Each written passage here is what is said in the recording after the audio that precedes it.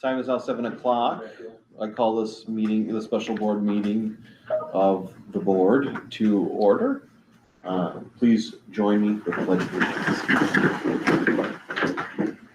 allegiance. Allegiance to the flag of the United States of America and to the republic for which it stands, one nation, under God, indivisible, with liberty and justice for all. All right. Tammy, could you please take the roll? Yes. Julie Napling? Here. Tammy Fournier? David Handyside? Here. Lori Hoffman? Here.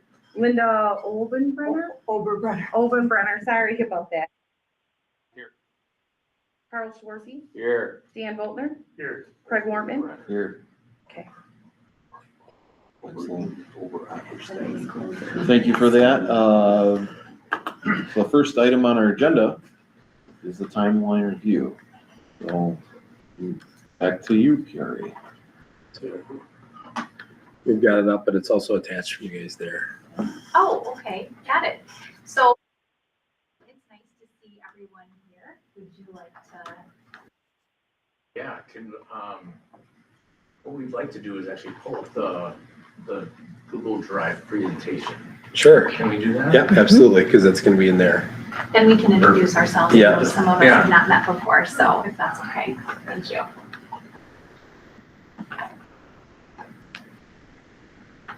Excellent. Thanks again for having us. Go ahead and we can advance to the next slide. I don't know who's controlling, but thank you for whomever is clicking to the next slide. It'll be Sarah here. She'll Okay. click to the next slide. Sarah. So Thank you just you. let her know where we need to go. Okay. Go ahead. First, I have to figure out how to do that. That's all right. So the next slide is going to show some familiar faces for all of you. So this is the team up on the screen from PRA. My name is Devin Kack. I'm an architect and a partner there.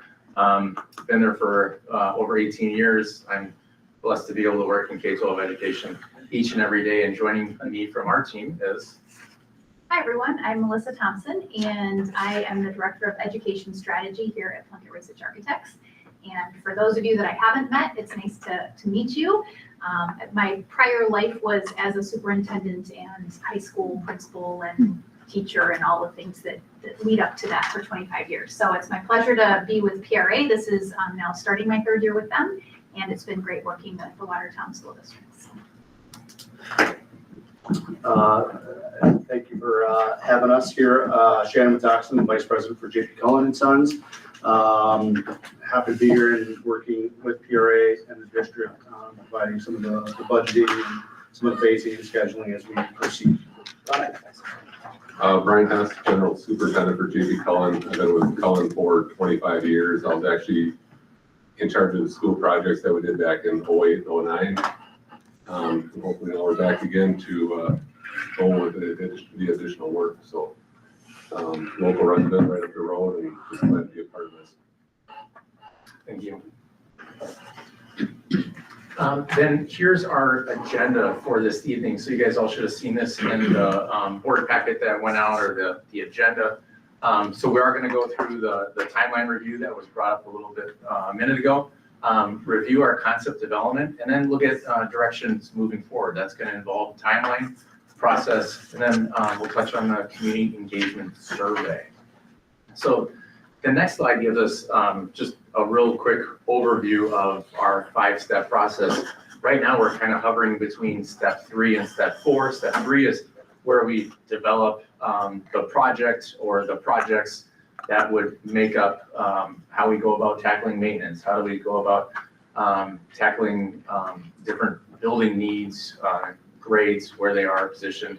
And also then step 4 is how do we get and gain some community feedback? How do we know that the community supports, or at least we can get some feedback, hear from them for a plan that we might take forward?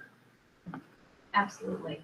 And for those of you who might be newer to the board table here, there is a very large document. I see that Carl has his here. If you have not yet received one, we will work with the district to make sure that you can have your own copy. So when we refer to steps 1 and 2 or seek and study, that's like volume 1 and volume 2. That includes a very in-depth condition, assessment of the building and grounds. So when we talk about maintenance list, volume 1 has that pretty much. And then I think it's mostly in this district's case, volume 2, which is actually the skinnier one that has the educational space adequacy. So some of the things that we're gonna kind of already, just for the sake of moving forward this evening, assume that you have behind you. We understand some of you don't, but that's in volumes 1 and 2, which correspond with 1 and 2 there. So Let me just do a real quick check. Does everybody have those, or David, do you and Linda have those? Okay. I will make sure that before you leave tonight, you have copies, because I believe I have enough extra for the 2 of you. Thank you. Yeah.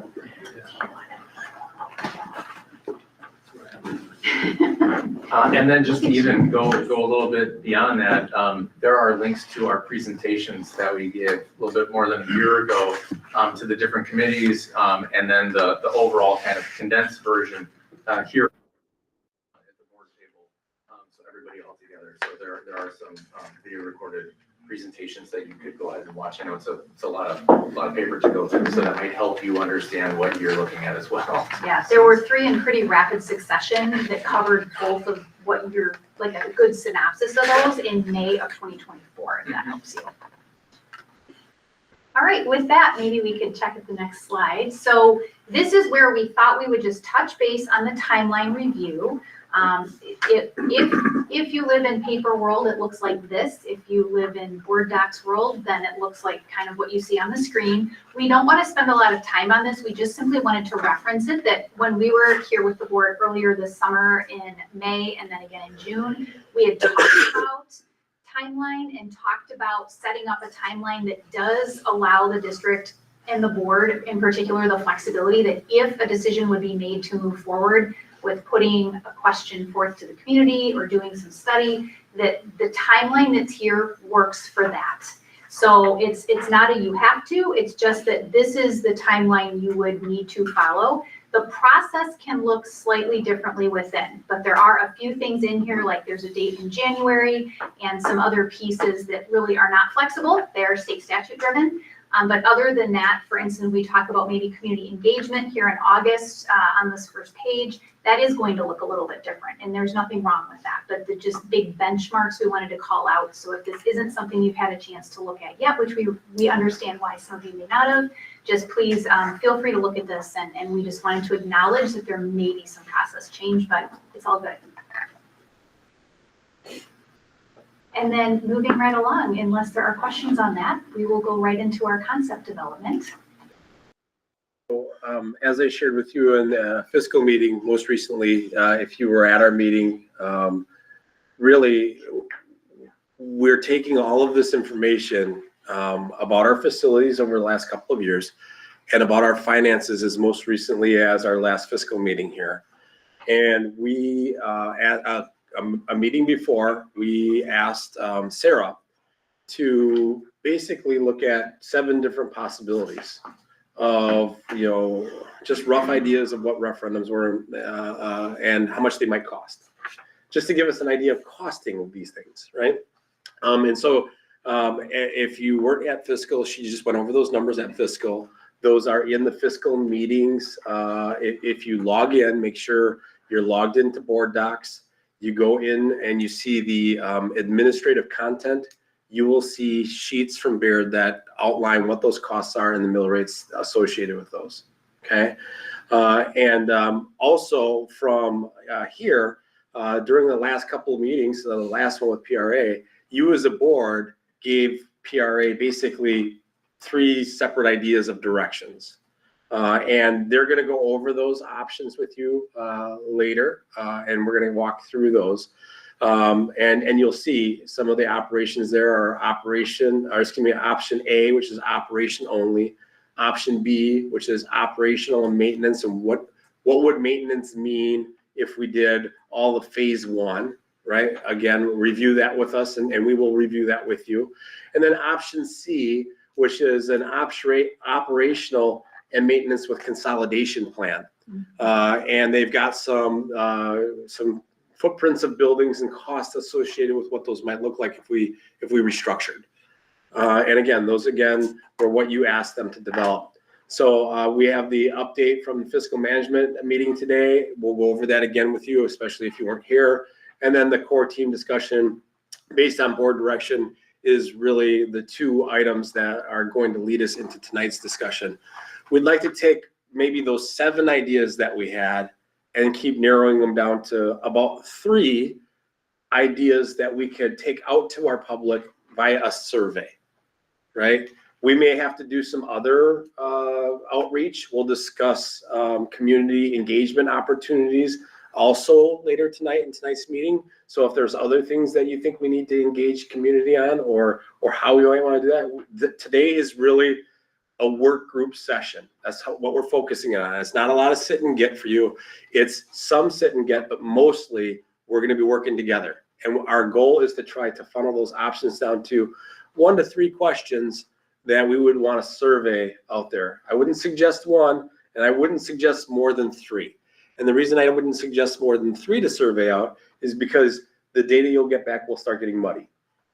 And I'd rather do 3 question surveys than, 1 that's 4 and you get nothing good back on, right? So, I would rather us keep refining through a different survey process than to start with really something that we're not going to get good data back on, right? And a lot of people would say only put 2 questions out there because then there's a little bit more of a forced choice. But I can't get to any of this.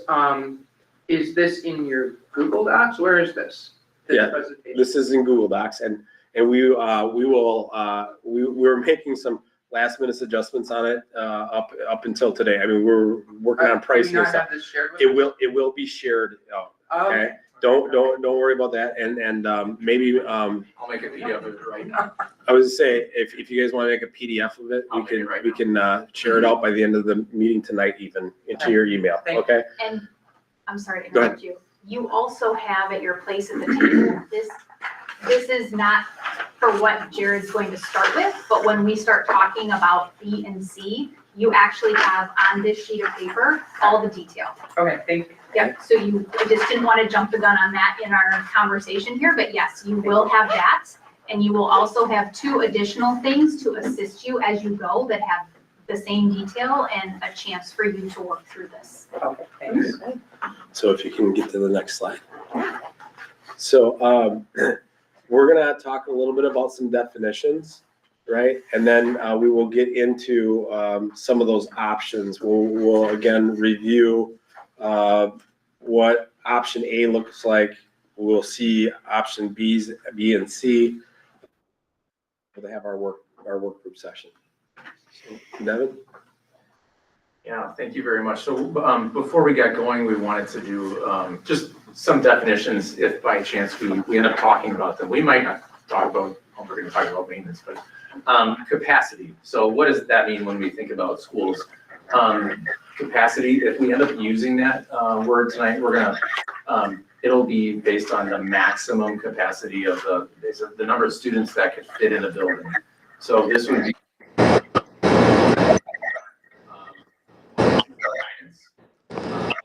there. So the variables impacted based on whatever that policy or guideline might be, right? And it has to do with a number of different things, student-teacher ratio, as well as if we have 10 rooms in the building, are they all used as classrooms? Or is one used as a conference room, right? Then immediately the capacity of that building would change. So that's what we're going to use the word capacity for, maximum capacity. And it's not a code required capacity. So then maintenance only. So really we're looking at tonight, we're looking at level 1. So those were the items that were identified in need of remediation or some help in years 0 to 5 in our study that we did. So it would also be inclusive of any accessibility items, so the ADA needs. And again, we have those in for maintenance only for level one for planning purposes to ensure that we're being conservative. Stuff can always come out if we're going ahead and we end up doing some maintenance at a building. Well, we don't need to do all the ADA stuff here because we're only touching this corner of the building and not a larger section like I've talked about in the past. So if, just to bring up some of our newer members at the table, if we did a large project where we would be touching majority of the building, then you have to spend a certain portion of your budget to meet a certain number of ADA threshold. Or if you're touching like the whole building, you have to bring everything up to code, and you can't leave anything at the building that is non-compliant. And lucky for us, ADA and the state codes in Wisconsin are changing September 1st, so we're aware of that stuff. So then maintenance plus is on here, right? Wow, it's kind of funny. It's got, what's that line through it? Well, at the last meeting, we talked about maintenance plus a little bit, and the plus part of that was, well, are we addressing step 2, our educational space adequacy?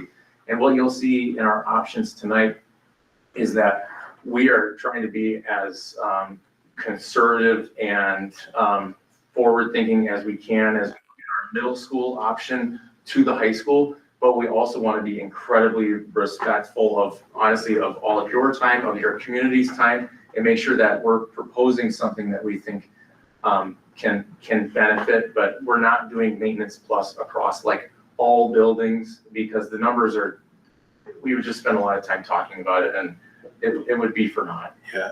Okay. And I'll remind the board, the one educational adequacy item that you did ask for a price on, and they'll go over it later, is looking at letting more light into the current middle school RMS through windows, solar tubes, or whatever else.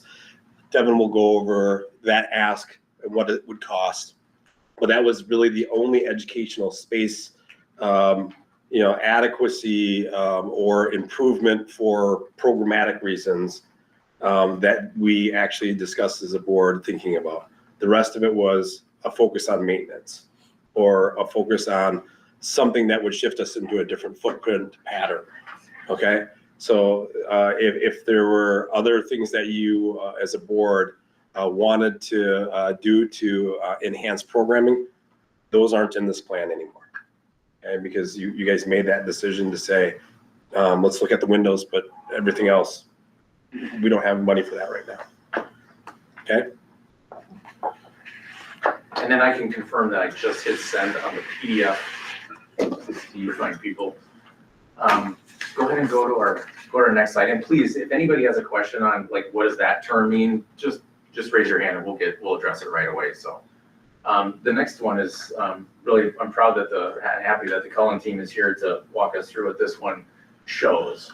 Yeah, these are all numbers you guys have seen before. As you can see, again, level 1, 0 to 5 years. We looked at that pricing. We have it broken down per school. The one thing that we did do is we did adjust the pricing to 2027. So we looked at inflation going out for 2 years. The last time you saw it was probably 2025. So we've adjusted all that to come up to a $30.92 million level 1 cost to correct those issues. Yeah, and they did that under my direction, because if we are going to ask for a referendum, depending on when we ask for it, I believe the soonest that we would be able to do the work would be 2027. And it's much easier for us to plan with those numbers and work it down than to work with today's number and then say to the community or other people, well, it's going to cost a lot more than that now, right? And so I just said, I think it's best for us to just start publishing those numbers as possibles, right? We can always be a little bit more conservative and work it back if we need to. But that's the best guess that we'll have that those numbers will cost in 2027 when we would probably actually do the work. Okay, so I'd like us to take a few minutes, especially for those who weren't in fiscal, to kind of go over, again, operational only. And I know that, I've shared this with you before, and I know that as a board, you've talked about this. Really, operationally, that's our biggest need. We need to continue to have our doors open. There were some 2 different levels of operational numbers that Sarah put out, actually 3, because one was what would we have to do to get to a budget number if we don't pass the referendum? And we want to, again, share with you that looks like we would have to do expenditure restraint of about $4.5 million, right? To fit into a new budget projection. So that's, if no referendum passes, about $4.5 million on top of the $1.2 million that we reduced in this budget for this school year. Okay. Any questions about that for Sarah or I? Okay, then Sarah, I'll have you go through the two other things that you pointed out so that they can copy or put that down into their notes. But that's one step. Should no referendum happen or pass, that's one operational number that we would have to consider. Right, and so at the last fiscal meeting, the committee gave us 6 different scenarios to cost out and to think through. One of those was a $6 million 5-year non-recurring operating referendum. And that would be about enough to cover budget deficits for those 5 years with some adjustments as we go. And the mill impact on that is going to be about $1.47. And then we also looked, if I can find, we looked at $2.5 million for 3 years. And if that one were to pass, we still would be making some pretty significant budget reductions, probably at least for 2 years. Correct. Yes. And the mill impact for that would be 45 cents. Those were the only just operational scenarios that we looked at. And then we looked at some that were combined with different capital numbers. Okay, so those are the numbers that you have in operational only. Again, when you're thinking about an operational question that you would like to survey out, that's anywhere from 0 to, I think we would be comfortable with the 6. But if we are in the 6th, we still may have to do some budgetary constraint items. Okay.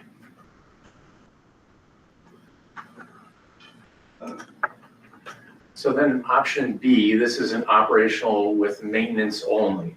So again, the operational, as discussed, and then the new component of that, the maintenance only, or what would be a capital question perhaps. For all buildings, as you saw on a previous slide, the maintenance in 2027 dollars is $30.92 million, right? A typical borrow would be, well, the legal borrow would be 20 years. And that item is exclusive of those middle school windows. So that's an option that you would have if you wanted to include it. So again, this option B, it's operational as discussed. It's capital for maintenance level 1 items. It's all buildings. So that includes the one that we're sitting in right here, and all the schools, and all items in level 1 only. So the 0 to 5 years. The optional additional cost, if you wanted, would be for middle school windows. So you can see what those are there, right? We have a number, the windows at the middle school, or lack of windows, came up. How do we make it a better place for our kids and also for our staff? Well, PRA, Colin, what would that cost? So we looked at how can we bring at least 2 windows to each room that's on an exterior, and how can we bring some daylight from above, from a solar tube or a skylight, however you would like to call it, for the interior rooms. So there's a unit cost there, and also the number of units that we recommend or suggest. And then there's also, and that's for the solar tube or skylights, as well as the exterior windows. Can you do less? Absolutely. But this is what we would recommend, right? For any room that has no daylight, something is always better than nothing, right? So that's option B, operational with maintenance only. And again, maintenance only, all buildings. Sound good? Okay, the next one, this is where we get to go through and we'll look at some site plans. And this one again, operational, as discussed, but this option C, it's a little different. It's operational and capital with consolidation. So this directly addresses the requests that were made at our last meeting last month. So the capital with consolidation, right? Because we have many options here, and your little note sheet will help you take some notes on that. I can't give you a dollar amount because this is really a build your own type project. What is valuable to you and your constituents? What do educators and students need? So we'll go through this, but whatever that dollar amount, again, borrowed over 20 years. So for elementary schools, in this option, it would involve closing our smallest schools, which are Lincoln, Leap, and Schurz, Douglas and Webster, which are currently 3-section schools. So our larger schools, those would remain. For the middle school would move to the high school. Well, at Riverside, that would become an elementary school. So that would help us with our additional capacity or with grade level configuration. The pool would remain. The pool stays operational just as it is today. For the high school, there would be limited renovation to accommodate the middle school students, right? Because they're leaving Riverside, and also this facility here. When we think about the facility that we're in right here, the ESC, we all understand the first floor, but our facilities team and our building and grounds that work throughout all of our buildings, they understand what's below us as well. There's facilities, there's warehouse, there's storage, there's plan room, there's many things that support the entire district. So we'll show you what that could look like too. But again, we would be moving this facility or the square footage of it over to the high school site. The dollar amount for this to return the site we're on right now to developable land, right? To not leave a vacant building in the heart of town or anywhere in town, that dollar amount would be included in the dollars that you're seeing for the middle school options. And then maintenance level 1 items are included for all remaining buildings. Again, level 1, 0 to 5, all items. So that total is listed there, 24.22. So that's really right, less the elementary schools that we would be consolidating. And the ESC, correct. That's correct. Thank you. That's a very important point. So let's jump to the next slide, which we've already done. So again, I'm going to go through now each of these parts in more detail. So this is option C, the details of it. This is our meat and potatoes for the evening. So again, to move forward with a consolidation plan, would be closing those buildings. Douglas and Webster would remain. Riverside becomes an elementary school. Pool maintains its operation, and again, maintenance level 1 items, all remaining buildings, all items. Next slide. It feels a little redundant, right? But I got to build the story to what that option C is. ESC. Again, this is just a visual representation, right? Moves to the high school site, includes cost to return the existing site to developable land. So on the left-hand side, you're seeing a site plan, right? That's kind of like a Google Earth or an aerial view.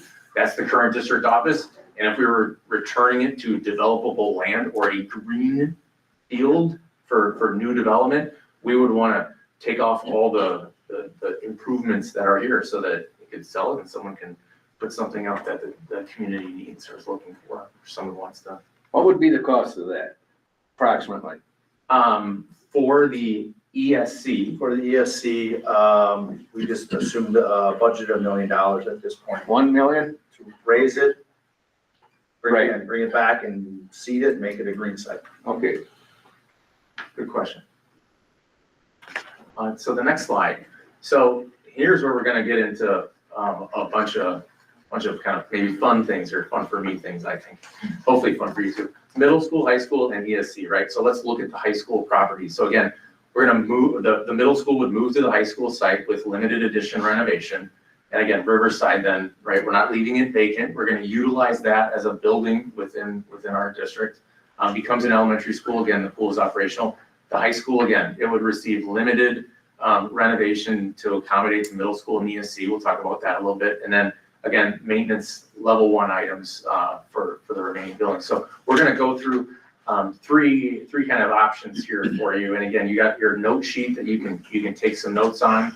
Otherwise, the PDF presentation is gonna be coming your way. We have a 1-story option that is $16.5 million. We have a 2-story addition, 19.5, and then we have some a la carte options. So how can we best or better meet the needs of middle school students, perhaps separate from high school students? So we'll go through what that is. So next slide. So here, this is our 1-story option. What we want to bring to you is, well, what's the least expensive way that we think that we can do this and accommodate middle school students at the high school. So what you're seeing on the left-hand side, again, these are both site plans. The left-hand side shows the majority of the district property for the high school site. On the right-hand side, just a little bit of a zoom in. Okay, so the blue kind of looks like a plus sign. That's the existing high school. It would have some renovation. The yellow areas, those are proposed additions. If we could start in the bottom left-hand corner, I apologize, I don't have a pointer or anything, but the bottom left-hand corner kind of looks like a C. So that would be the proposed 1-story addition.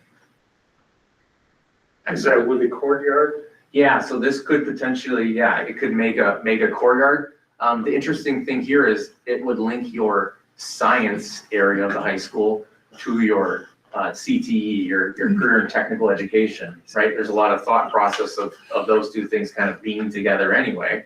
So this could provide a direct link. This addition also just outside of it has its own drop-off and pickup area that could be used for middle school play, right? We're bringing 6th, 7th, and 8th graders here. Those kids still need to run around and move around, whether it's at lunch or some other opportunity. And then depending on the number of things that we're doing on site, we're also gonna have to look at some stormwater management. So just how does water move around on the site? If it's easier for you to see on your screens, by now you should have the email with the PDF presentation. And you can maybe even, use tools to enlarge or whatever there, because. Sir, why don't you go to the next slide? So the next slide actually has some bullets of like, hey, what's Devin actually talking about? And I don't need to see the little one. Let's look at the big one. So again, 1-story building, that would include an elevator so that we can get kids from upstairs and downstairs.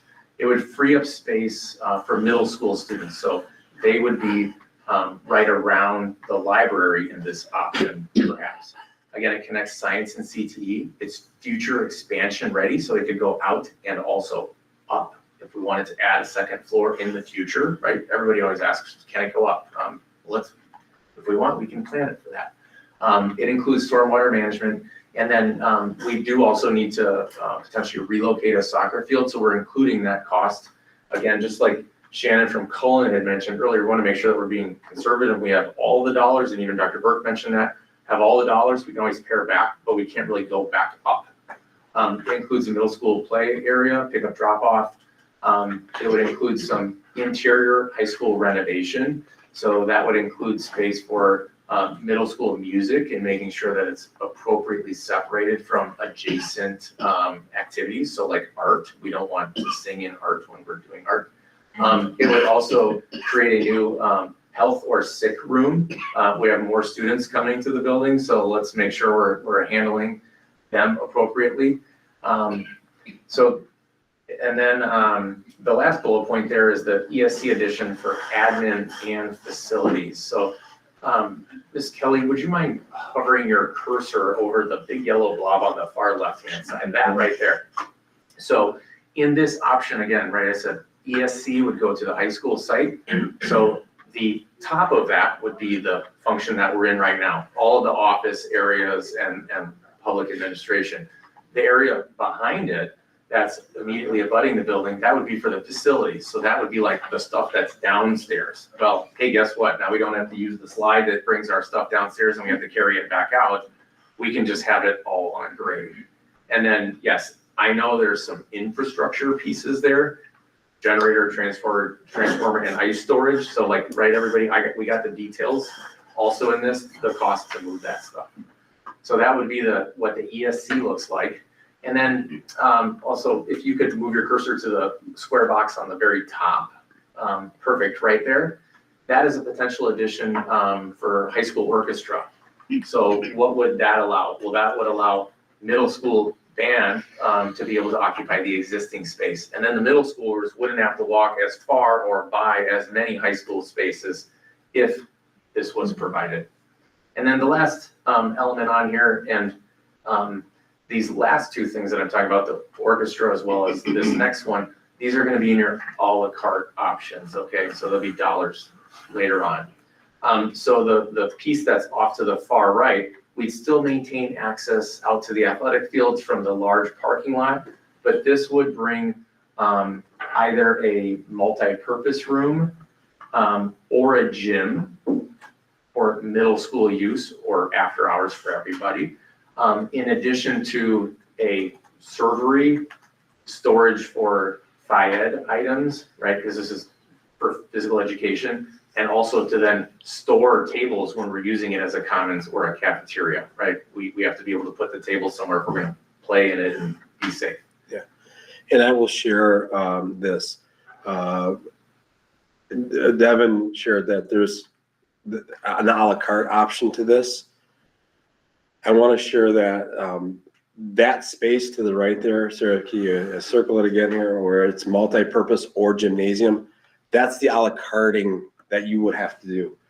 If we do an addition, we'll need this space. We cannot fit the middle school over without having another gym area that we can consistently use, whether it's a multi-purpose smaller gym area or a larger full gym.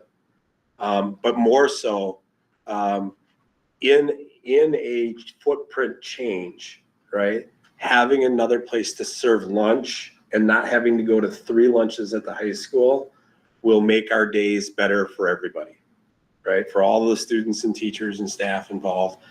I'm not saying that, should we not pass a referendum and should we have to have some semblance of 7th and 8th grade going up anyway, we may have to do it without that space. But if we're planning a move and we're planning a reconfiguration, planning a space in that makes everything that much better, not having to go to a 3rd lunch and trying to move schedules is probably less of an option.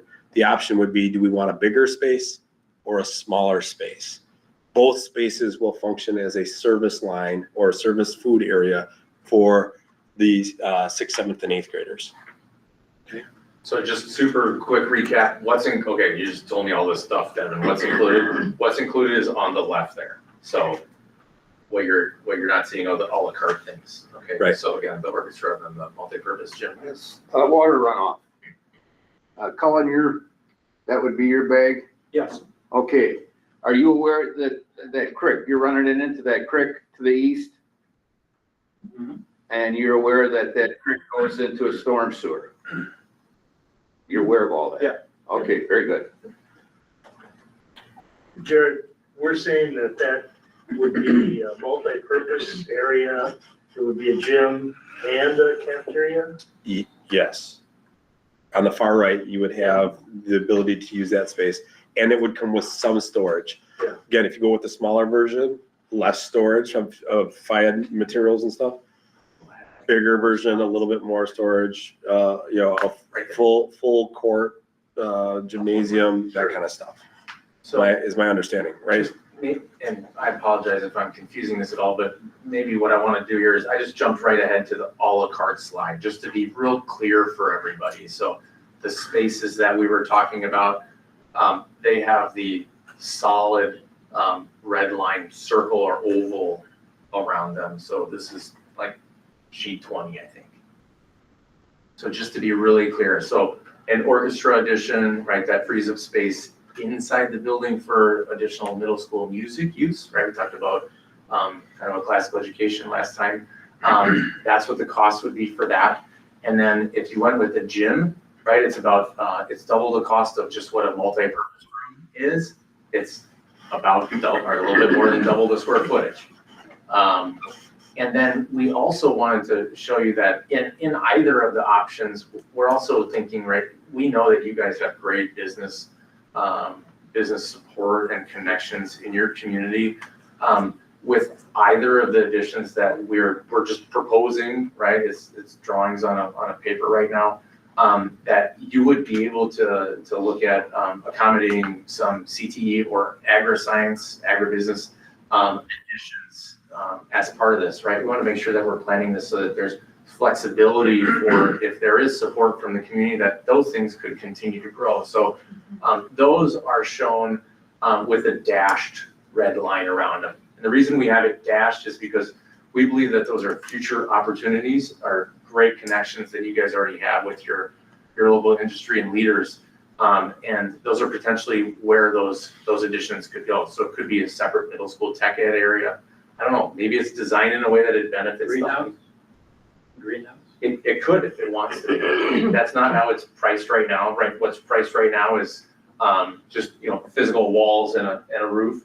And then, it wouldn't, this price also wouldn't be included if we wanted to load it with lots of equipment or anything like that, but just the physical structure. So that's a really good question. But yeah, agri-science, so maybe that's the circle on the bottom, so below the other one. So we just wanted to share what future opportunities are and make sure that, we shouldn't be designing a space, no matter what it is or when it might happen, if it happens, that would ever kind of hold you back from doing something that you or people wish to donate toward. Okay, so that's the a la carte. Now let's go back to, to this slide. So again, our 1-story option, 16.5 million. This includes the ESC, and it includes that 1-story addition, and then the items all listed on the left there. Any questions on this one? Okay, we'll go to the next one. So on this is a 2-story option, right? We like to show you different things. A big difference in this one, obviously, as I said, 2-story instead of 1. The other wrinkle here is the ESC. Here, the ESC, the first floor, the administrative space, we're actually identifying that to the north side of the plan. Go ahead and click or actually, actually go back, I'm sorry. It's on the top of the plan. Now, so right now, where's the facilities? Where's the garage? Where's the maintenance? Where's all the places that you told me are below my feet downstairs here? Ms. Kelly, on the left plan, there's a yellow box at the bottom. So there's already some garage space in the southeast corner of the high school site.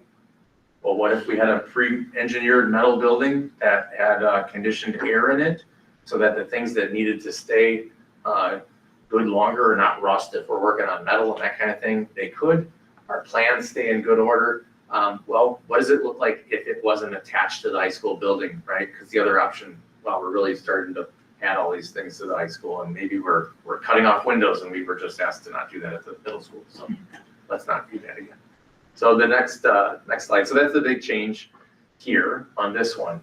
The other change is obviously the price. This one's it is more expensive, but it takes up less land. So maybe that's valuable for future opportunities. So 2-story building addition with an elevator. It again frees up classroom space for middle school. It would also plan, again, conservatively to relocate a soccer field. It could be a future connection to CTE that continue to grow. Maybe instead of a curve or a C, it's an L. It would include, again, the same middle school play area, pick up and drop off. High school renovation for the things that I mentioned in the 1-story option. And then again, here the ESC, an admin addition to the high school, right? So, hey, we got a really big meeting. We're busting at the seams in this room. Let's put up the sign that says we're in the auditorium. Come on over, welcome. come on, let's have some more people, why not? And then the facilities building would be in the southeast corner of the site. So just a little bit, and we don't have detailed floor plans for you, but I just want to talk through a little bit where students might look like they might be, okay? Because sometimes that helps you. In this plan with the two-story addition, the middle school would be in the addition. That upstairs and downstairs, we each have one grade. And then we would use the back portion of the upstairs of the high school to have the third grade level. Okay, so they would be basically this side of the library, okay? If you look at the other one where we had the one story, those would all become high school classrooms, and we would take over the whole upstairs for 6th, 7th, and 8th grade. And they would all be all upstairs at the library, around the library. And that's kind of what we've been looking at so far, right? So there's definitely some separation. There would be separating doors from the middle, the high schooler students in those prices that you saw, so that we would keep the population separated. We most likely still would work out of one administrative team, okay, for both buildings. So we wouldn't have a separate office for the middle school. Would there be 2 library media centers in that school? No, what we would do is we would take the current existing library media center, we would centrally locate the materials desk, and we would say on this side of the desk are the middle school selections, that side of the desk, high school selections, and they would be kept separate. The middle schoolers would go into the back door of the library, the high schoolers would go into the front door of the library. And the square footage is being added on to that library, or is No, just? we would it's just being restructure how we would use it. Okay. We've recently done this in 2 other districts where there's really, you create a front door for both groups, Okay, but where they're sharing it. And then exactly the same thing, right, with resource materials. okay. Perfect, thank you. So, and again, these are the à la carte choices, if you wanted to. So what our hope is for this is it gives you some flexibility if, right, the dollar amounts start getting over perhaps what you feel comfortable with or what you think your constituents are comfortable with. It gives you some opportunity to maybe come to a dollar amount that you feel better about. So then the next slide. I'm sorry, could I ask one more question? Please do, please. The baseball field, Mhm. is that gonna be relocated? So it's a softball field Okay, actually, and okay. we don't need to, Okay, based on That- use on the site. That field is used mostly for like PE classes. okay, To go out and do some outdoor activities on that field. They can walk just a little bit further and use the other Okay, area okay. or whatever else we can look at possible future needs.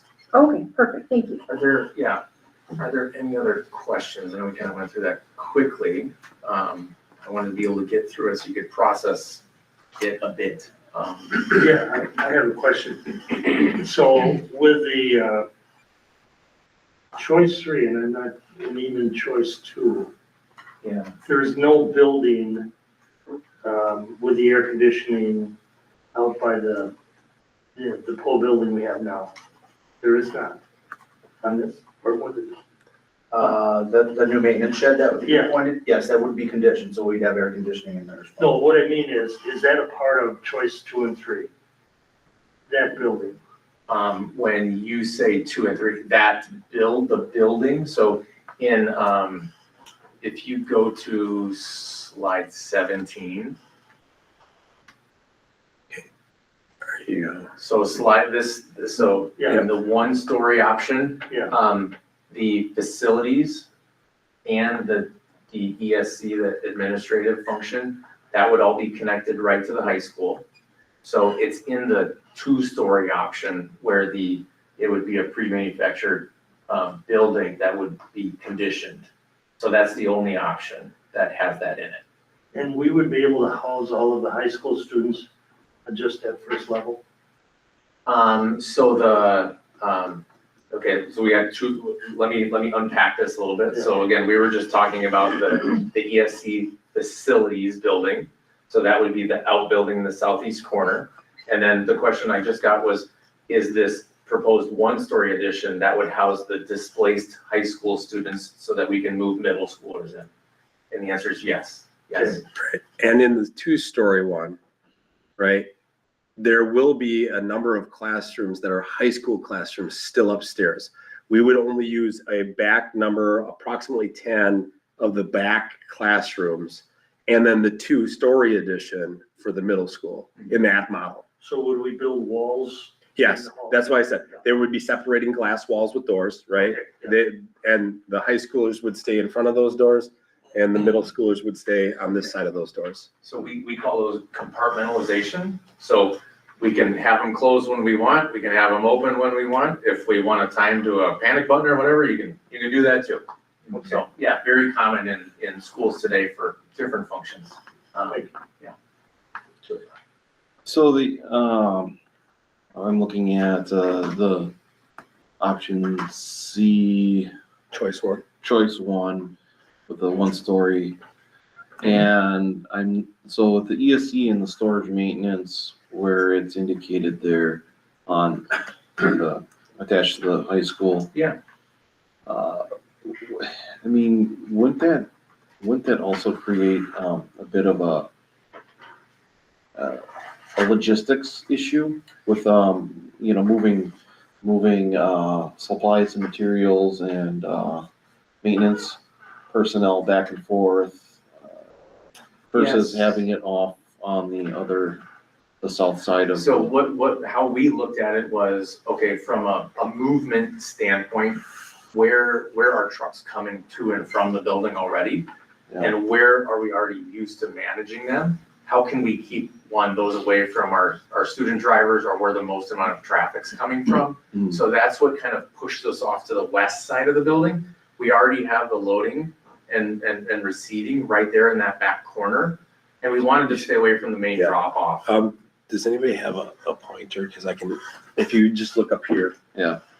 Right here is where we do most of our receiving already for the. Yeah, For the there's school. 3 So- loading docks right So there. having access to more storage and other things right here is actually a pretty good plan idea. Okay, So we can tie in the loading function to support the high Yeah. school as well as support. Otherwise, what we're saying is the stuff that we're doing downstairs. Yeah. In the other model, that's just the addition, those go all the way down to that metal building. sure, because you got loading docks there. Yeah. To unload a truck more easily than at the other. Yeah. And the other thing that we wanted to do with this option and why we are showing the ESC on the west side of the building in both schemes is because we want to be clear where the high school entrance is and if you're coming for high school business versus there's many, many different people that come to this building for functions that they don't need to interact with kids. So why bring them potentially to the same door? So if we can keep that activity on that side of the building and try to separate them as much as possible. Try.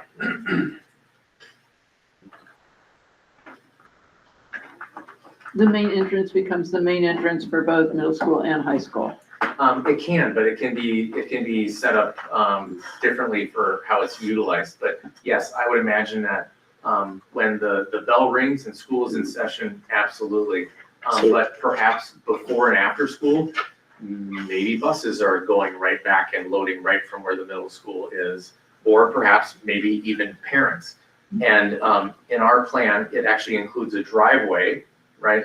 That's outside of the CTE spaces. So we're not going through where students are moving cars and stuff. We're outside of that to make sure that that traffic can always flow. And that will also act as emergency access for fire department or for police if anybody ever needed to get back there. There'll be a code requirement that we have to meet. So let's make sure that it can do kind of dual purpose. And the good thing with this is, we change flexibility within how students arrive to different buildings usually anyway. I mean, we've had many different plans of, even at the middle school, hey, this grade goes to this door for the start of the day, these grades go to these doors for the start of the day, and that's where the different drop-off patterns are, right? So we're trying to maximize different drop-off patterns. What will change is we will have one administration for the whole building, but there'll be an assistant principal for the middle school, right? Just one building principal for all of it, right? We will have separate drop-off and pickup times because we can't possibly do all the middle school and high school students at the same time. So there'll be a staggered start. The middle school will start 20 minutes earlier and their day 20 minutes earlier. High schoolers will start up 20 minutes later and their day 20 minutes later. But that will account for the traffic that has to go back and forth, right? And of course, if you have both middle schooler and high schooler students, the high school student can wait to enter the building at the beginning of the morning, and the middle school student can wait a little bit at the end of the day till the pickup comes, right? Or waits for the older student to help drive them home, right? So we've thought of some of those things too, to make sure that we're planning for traffic and other patterns. Question for Sarah. Does the increase in mill rate per million per year, is that linear or exponential? Is that able to be calculated? Because I feel like that helps with communicating. Really, we're just talking about year one. Yeah. When we're looking at it, because so many things change. Sure, sure. If you look, the projected debt schedules are included in there, so you can kind of see what the payments would be, but what that impact will be is hard to say. Yeah, and honestly, because there are some choices yet, even if we weren't talking about options C that have a consolidation and an addition, right? If we were talking about option B, right? We gave you the amount for all the level ones, right? To do all of those, and that would be 30.9 million, right? If you said, well, that's great, but we can only do half of those. We can only do 15 million. Really, what we're moving into now, right? The questions that you're asking are going to start putting us into a workshop phase. So, for the next hour, I'd like us to start talking about options that we've seen here and start doing the jigsaw puzzle of what would we like to see? How much of an operational question do we need to ask? Remember, if you plan on staying in 5 buildings, we need more operational dollars. We can work those operational dollars back down if you would like to do some budgetary constraint items like consolidating buildings. If you do that, then maybe you have the option to do more capital, right? So it's going to be this balancing test, and you have to decide kind of what you think that mill rate impact might be that you want to start targeting. Right? And if that mill rate impact is only 42 cents or whatever it was for the 2.5 million operating, then we don't need to do other options because that's going to be the lowest one. If it's around $2, you can do option C and have 6 million approximately, right? Operating dollars. So they're roughly. So there's things in between that you can think about, look at. We want to give you as many options available. The two things that I want you to remember to consider is the first and most important thing is operational. What do you think we need to do to maintain operationally where we need to be to get us out 3, 5, 7 years? Because that's a real number. And that's the most important number right now, right, that you have to talk about tonight. Secondly, if you want to start addressing maintenance needs and or consolidation needs, you have other options and numbers and what those look like as well. Okay, so I'll leave that to you now as a board. We're here as your resource to ask questions about. There's a sheet here, a planning sheet for you to utilize with different scenarios. That comes with also your note sheet that you took. But you can look at what kinds of things you'd like to do and the rationale and considerations for each. Option A, option B, option C that you might think about and utilize. But our goal is to try to get to, again, no more than 3 questions we would like as a survey out. That may be our first survey out. That may be our first and last survey out, depending on how good you got and close information you got back from the community, right? We may be doing some refining over the next 2 months with different question sets that we keep putting out and other different meetings. But for the next hour, we have that. I'd like to save about 10 minutes though at the end of that hour to talk about next steps and community involvement discussion. Okay, so really you got about 40 minutes to do a little bit of workshopping. Then we're going to take about 10 minutes to talk about timeline moving forward and options and opportunities to make connections with our community through community engagement sessions. Can we ask questions in this time? I will, yeah, and I'll let Craig handle the speaking and whatever else. So get the ball rolling with whoever's going to start, and Craig can start running that part of the meeting of where do we go and how do we refine. We'll be here for resources for you. Melissa, did you have something you want to say? Oh, I was just gonna say, so what we just handed out, it does look shockingly similar to what you had before, but thought that if you had taken a bunch of notes, like I like to write a lot of notes, so if you had done that on the first sheet we gave you, I actually have as many as 3 copies that you can have of this very same one. If I know you're being asked to build 2 to 3 scenarios, so if you want to build 3 different scenarios and have different, thank you. Whoopsies, upside down. And you want to have different check boxes and write something out for yourself, I'm happy to come around and pass out, 2 more for each of you or whatever. We also, again, everybody's brain works a little bit differently and process works differently. So I also created a scenario summary sheet. So if you prefer to just, take a bunch of notes and do stuff, and it would help you at the end of your time to make yourself these were really my 2 to 3 final ones. I also have a preferred scenario sheet. So I don't want to clutter up your desks with stuff you don't need right now. So we'll let you get going and happy to. I will also share again that on the back side of this one are those a la carte options. And option C, yep, with then the a la cartes too. So it is 2-sided, just like your notes page was. Thank you. I have a question, and maybe I'm mistaken, but I recall this last meeting that it was requested that there was a mock-up of how much what the expense would be to expand LEAP. Just so we had those numbers readily available for the community to say, we understand you want to hang on to this building, but this is the logistics of having to do that. I was wondering if.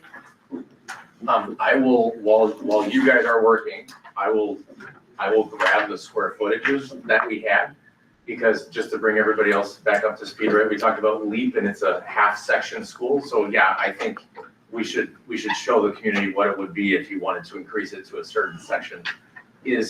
So in our exploration, what we had was, how do we make it just a single section school? Because it's about a half right now. Okay. So for everybody, that just means there's, the classrooms are shared. So like kindergartens with 1st grade, 2nd with 3rd, that kind of thing. So if there's a 1 section school, then there's 1 classroom per grade level.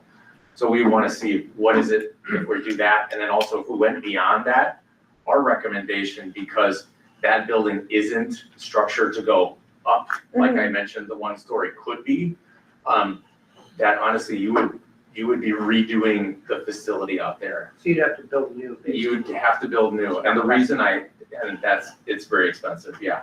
The reason I share that is because we want to preserve as much land as possible. Yeah. And what you're also seeing is, right, if you look in our step 1 report, how much a roof is, our recommendation is always to build up. Heat rises, you're spending less on a roof. Your kids are in a more compact footprint. They're closer to the intervention or to the front office. And then we're preserving as much land as possible. So I will I'll zone in here. I'll get the numbers that we have. Okay. And then Shannon, you and I will talk a little bit and we'll bring that. Okay, thank you. You're welcome. So it seems to me that operational and capital are extremely interrelated. Because of like option C, with some kind of new footprint at the high school, shuttering a couple of our elementary schools, it would seem to me on the surface to make the overall operation of the district more streamlined. Am I correct in that assessment, or is that just a perception? So I think Craig said it a little bit differently in our fiscal meeting. We know that we have buildings with spaces that are becoming available, and with the possibility of declining enrollment, we will continue to have, if we don't consolidate our footprint, we'll continue to have more buildings with more space available, and we'll have to upkeep those buildings. One of the things about consolidating that goes hand in hand with an operational is if we're consolidating into fewer spaces, we may have just as much square foot, but we're updating some space from very old, smaller building space to add on to our largest and newest building, and it would be new construction. So we're swapping out maintenance dollars for new construction dollars. That helps us over year, right? So that helps us to be able to say operationally, we can be in a better spot, okay? For our day-to-day operations. And things. If we put money into maintenance dollars, we know that if we're deferring maintenance, the longer we defer the maintenance, the more expensive it will be to do the maintenance when we actually do it, right? And so that's also operational dollars that you have to think about as future operational dollars, right? So the sooner you can do that maintenance, the cheaper it's going to be, because two things we know: it gets more expensive to do it because of inflation, and the more disrepair it is, the bigger the fix is going to be, so the more it'll cost later, right? So the sooner you do maintenance, when it's scheduled, right? And I'm not saying do it too soon, because you have life left in things to fix, right? So you want to get the maximum life out of those things. That's why we're not doing things that are on our schedule that are phase 2 or phase 3, right? Those have some life expectancy left in them, and we can do them later. But phase 1, 0 to 5 years, those should be fixed. And if we wait, they become a much larger expense when they're phase 2 and phase 1. And, if you're projecting 2027 before we do any of that stuff, we've already projected another 2 or 3 years down the road. If you say no to it, right? Yeah. Well, regardless Yeah. if they say yes. Yes. I mean, they're gonna come due immediately. I mean. Yeah. Carl. I think the first question is, are we comfortable about closing schools?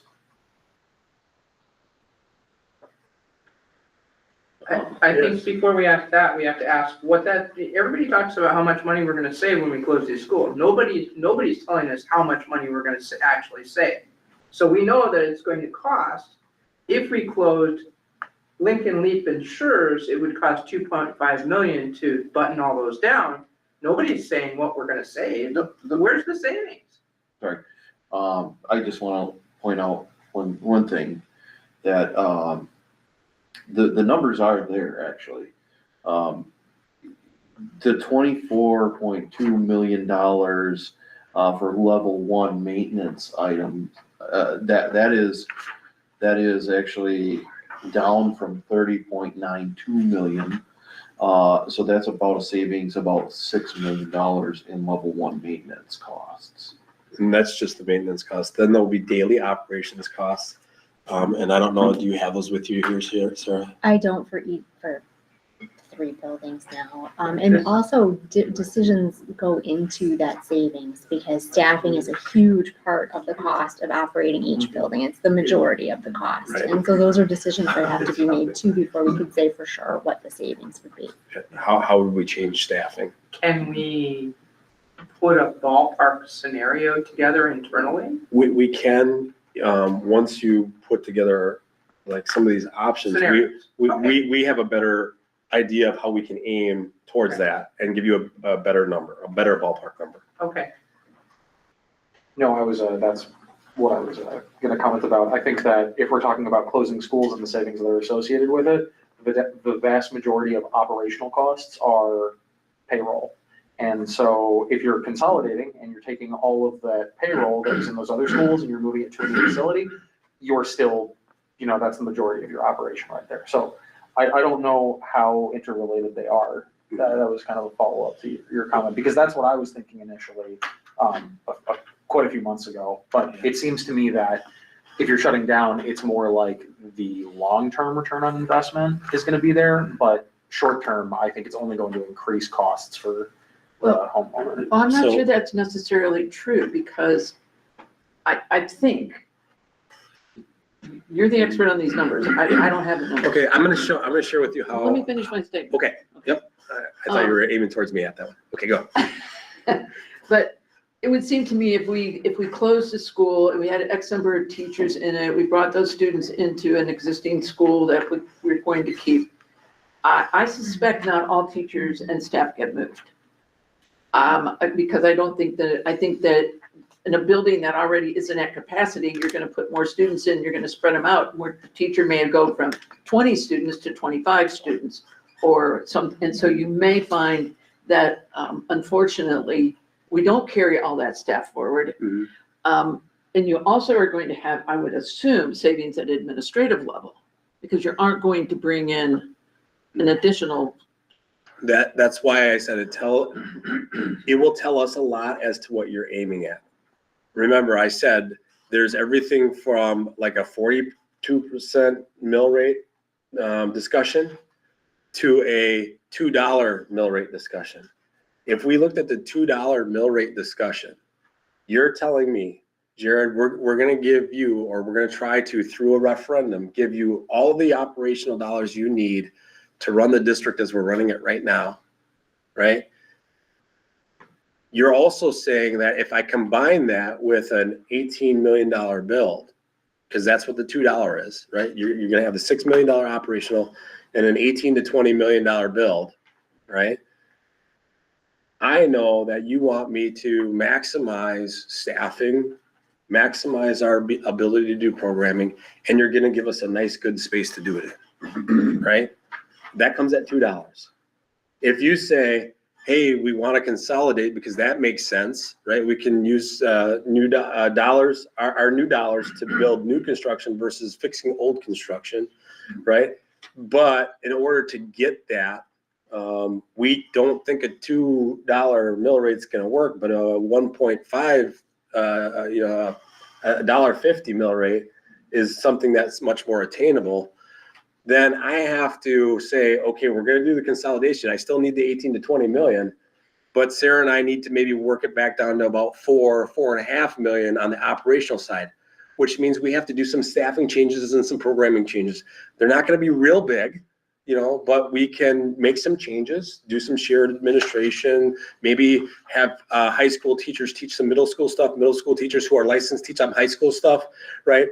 And operationally look at doing some expenditure restraints on staffing and have some programming possible restraints, and we get into that model, right? So really, you will give us direction and we will come back with, here's how much that's gonna cost. Here's what we think we can do to fit that, okay? So do we have any idea, let's say, just for sake of argument, we did a $2 mill rate. Do we have any idea, and we know what the mill rate has been doing, so you've shown us that. If we did that, do we have any idea what the impact would be on the typical property owner, house owner here in Watertown? $2, I mean, if we were going to say, the average home was $200,000, it's $400. $400 a year increase. That's helpful to know. Yeah, So- I don't know if that's the average, but that's. I don't I think the know. average is much higher. Well, The average is higher. if it's $300,000 is the average home, then it's $600, right? So I don't know what the exact median is. I think it's about 250. At least, yeah. Right now. So getting back to your question, are we okay with closing schools?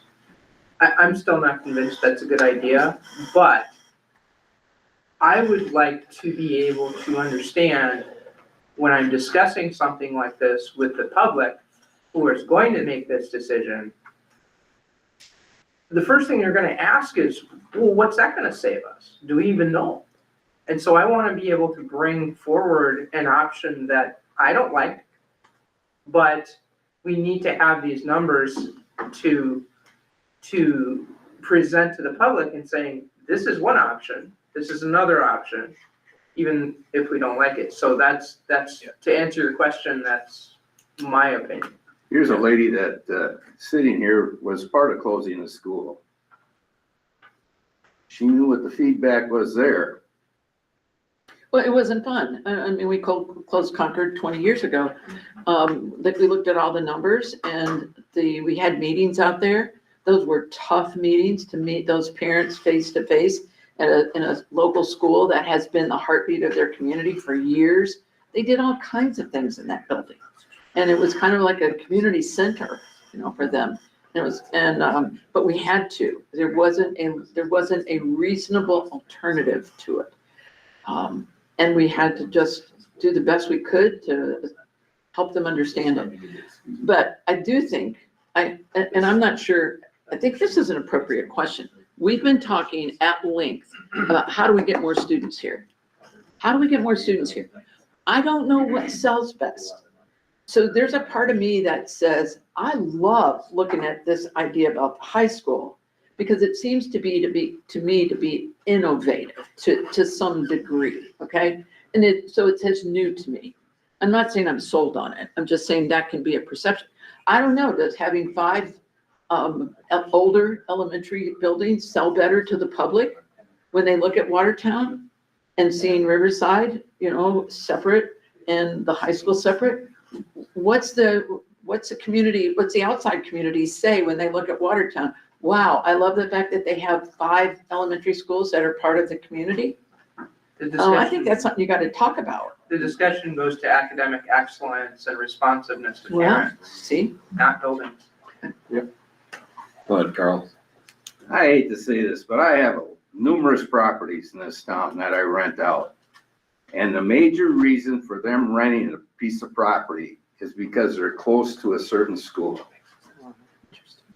And those people, and you take people out in Lebanon, you close that school and you aren't gonna get a vote for any referendum. I know them crowds. I'm one of them. So, I don't like the idea of closing the school. I do not like that idea. But the thing is, the way we're going, the way we're pointed, we're almost gonna have to. And now we're gonna have to answer that question is gonna be the first one. We're gonna ask you, hey, give us some more money so we can close your school. Yeah, we're not going there. so Yeah, how are we gonna do that? Well, we need. Figure it out. We need to lay out the options to the public, just fully transparently and say, these are the budget options. And, nobody's done that before. It's gonna have to be worded very good. I think you guys told us earlier that Pewaukee has done something similar. Maybe we should take a look at Pewaukee. See what they did. Yeah, to see what it's like. Did send a little picture to us, Pewaukee, like their layout, right? yeah, it's quite an ordeal.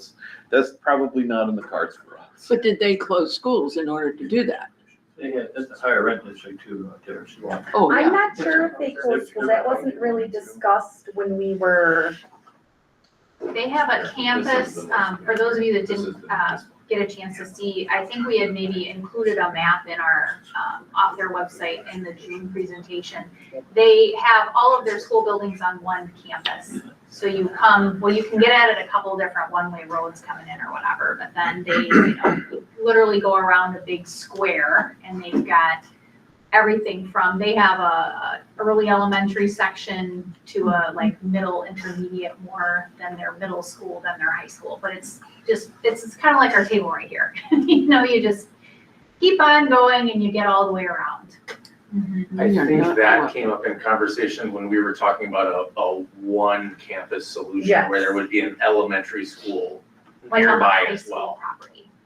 possibly to the north. There's land up to the north. That, That's that fine. was wildly unpopular during the referendum. Okay, so, do you mind if Hold on a second. Was it, Tulane? That's, you know, I think Julian's first. I'll be brief here, please, but, so it's my understanding that, the district works as diligently as possible to put the students into the elementary school closest to them, but I know for a fact that is not 100%. Because I know people who wanted a certain school and couldn't get it, no matter where they lived, they ended up at another place. Sometimes So- that happens. Right.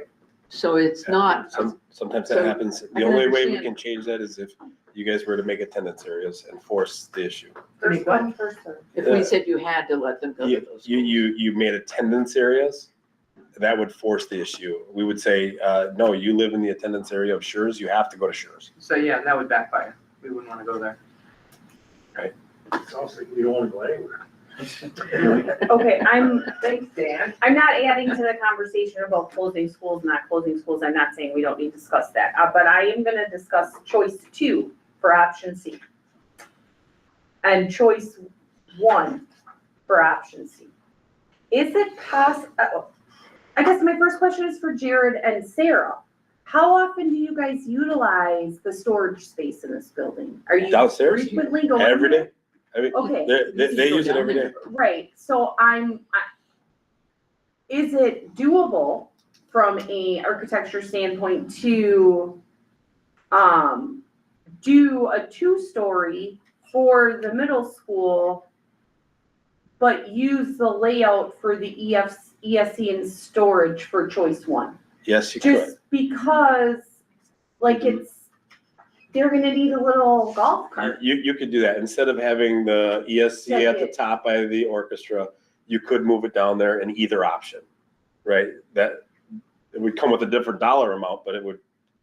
Right, like instead of it being the ESC and then the one level solution with the hall, just have it be the 2-story solution without having the storage shed out Do in you the back. hear what she's saying, Devin? Yeah, so look at it in the current configuration, basically. How do we put a basement, under the ESC?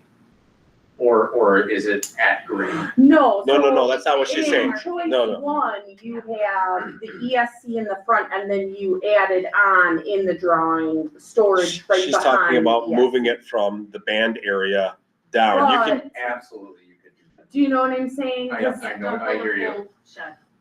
So that the ESC doesn't have to be on, right, I'm showing it on the west side, the Okay. left side in both. It could be where it's shown in option, I'm trying to make sure I got the name right, in the 1-story or the 2-story. It's. you that's can a put the plug and play. ESC either place. Yeah. It doesn't make a difference, Okay, cause but it will come with a little bit of a I dollar would say no switch. matter what we go with, I don't think it would be the best choice to have the storage that the ESC is highly dependent on, like a car ride away, personally. Oh, okay, so you're commenting on the inefficiency if it was in a remote building. She likes the idea of it being all together. Yeah. Not having a separate remote building. Yeah. Just because we might have to approve a golf cart Well, purchase. then. there's some benefits to having Yeah. it separate though. Kevin, What's the benefit? Kevin, which do you think you'd prefer? Because It would kind of be a horse piece. So the storage that's utilized underneath here is what we distribute to all buildings that don't have storage for the goods themselves. The high school has the ability to hold most of the materials that we use in itself. But we don't have those spaces in our elementary schools and for a bunch of the middle school stuff. So from that site, if we're distributing it to the middle school campus, to the elementary schools, if it's attached to the high school or if it's not, it's kind of a horse apiece there. Even in the morning when they're doing drop off and pickup, I'm asking seriously, like logistically. Most of the time what happens is our delivery driver loads up at 6 in the morning and heads out. Okay. So we miss those times. Oh, okay. And we can strategically do that. One other thing to point out too is that a lot of the things in the option where we build it by the loading dock and things like that. The loading dock, I think, is a level 1 for replacement. I mean, it's deteriorated pretty badly. Okay, Ice storage, like, so a lot of the costs of moving that would probably be things that we'd be looking at maintenance only anyway. okay, I think there's great advantages to having the building out away from students where semis can come in and load in separately. I also think there's great things to rebuilding the loading dock spaces all at one and being able to refurbish those. So I would think that it would be advantageous and disadvantageous with either option. So. okay, well, you guys are gonna be using it, so do you like it connected or not connected? You know, The answer back to you is which one, do you care how much it costs? Right. Should it be the less of the two? yeah, I mean. more expensive or less expensive? That's probably the only difference, I guess, if there's no preference for the functionality. Yeah. Although perhaps the safety security is a preference, right? So what Mr. Sugo just mentioned is if it might be good that there's less semi Yes. traffic at the front of the building. So perhaps that's, if safety and security for students isn't an answer, then maybe that's the answer. Go ahead, Carl. Well, if we're gonna get rid of some schools, I'm not for leveling them and going and spending all that money. Just put them up for bids and bid them out and let somebody else worry about them. So, Right. yeah, so that's what we would try to do. Okay, so the reason that we would carry the money in to raise them and return it to buildable space is if we weren't successful after 2 or 3 years, we still maintain the option to not have a vacant building just sit, right? We could return it to something that might be something that everybody else would want. If we do sell it, we could use those dollars that we had in reserve to do some other maintenance or renovation ideas. So you're building yourself in a little bit of a cushion. If we sell, we will get some money. So the first thing we will do is try to sell them. If they don't sell, we're talking about, do we want to have an empty building just sit forever? What do you expect to get on this building? It depends. Like, I don't know. I'm not a realtor. I don't know what the market is right now, right? So I honestly don't know what a full city block in this building would be, right? I would have to go out to a realtor and say, what do you think? You know, I know what I'd pay for it tomorrow. I'd pay $5 for it. Yeah, I would. I'd pay much, much more for that. Okay. For this building. Yeah. Because what can be done with it? Yeah. You know, and I feel the same thing with schools because they're gonna take them schools and they're gonna renovate them into housing. Oh, absolutely. Like at my last school district, right, we didn't have a problem selling the properties that we closed. We So didn't why have, even worry one was a about- child care center, another became a church. Like, I mean, we didn't have a single problem selling those buildings. Exactly. Some school districts, they sit for a while, That's right. right? I don't think And they'll sit for long in water. I don't know.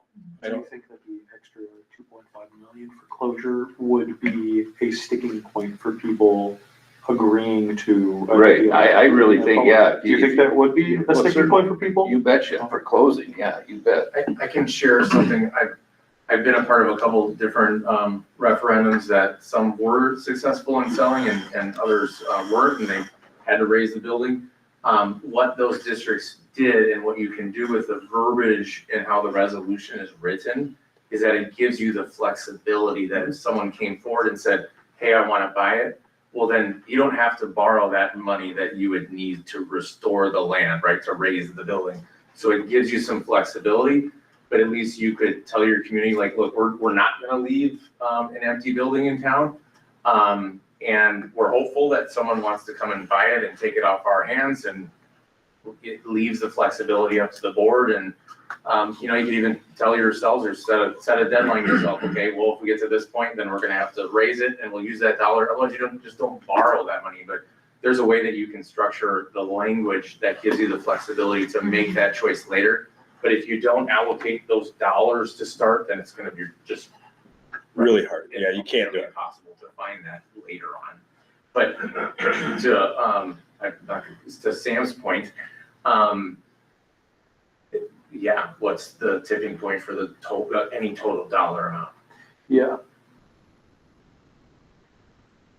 So my question is I mean, because in fiscal, we had the, projections for, a $6 million, ask.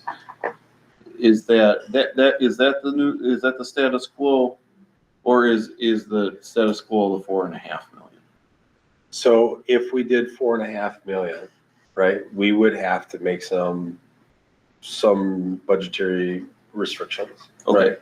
6 million would have us operate in all of the buildings as they are right now, operating currently how we operate them. Same programs, everything else, right? That's basically what it would cost. If we went to 4.5 million, we would have to make some changes.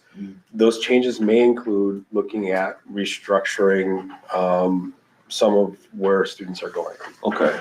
Can we get a breakdown of those changes? Well, so I'll give you an idea. Yeah. So Okay. if it's like 4.5 million, Yeah. right, and so we have 1.5 million less, we would probably get away with just closing Leap and Lincoln and distributing those to the other elementaries, right? Okay. And that's how we would restructure. Okay. If you're talking more like 3 to 2.5 million is the only operating dollars we get, we would have to look at a model where 7th and 8th grade go up to the high school.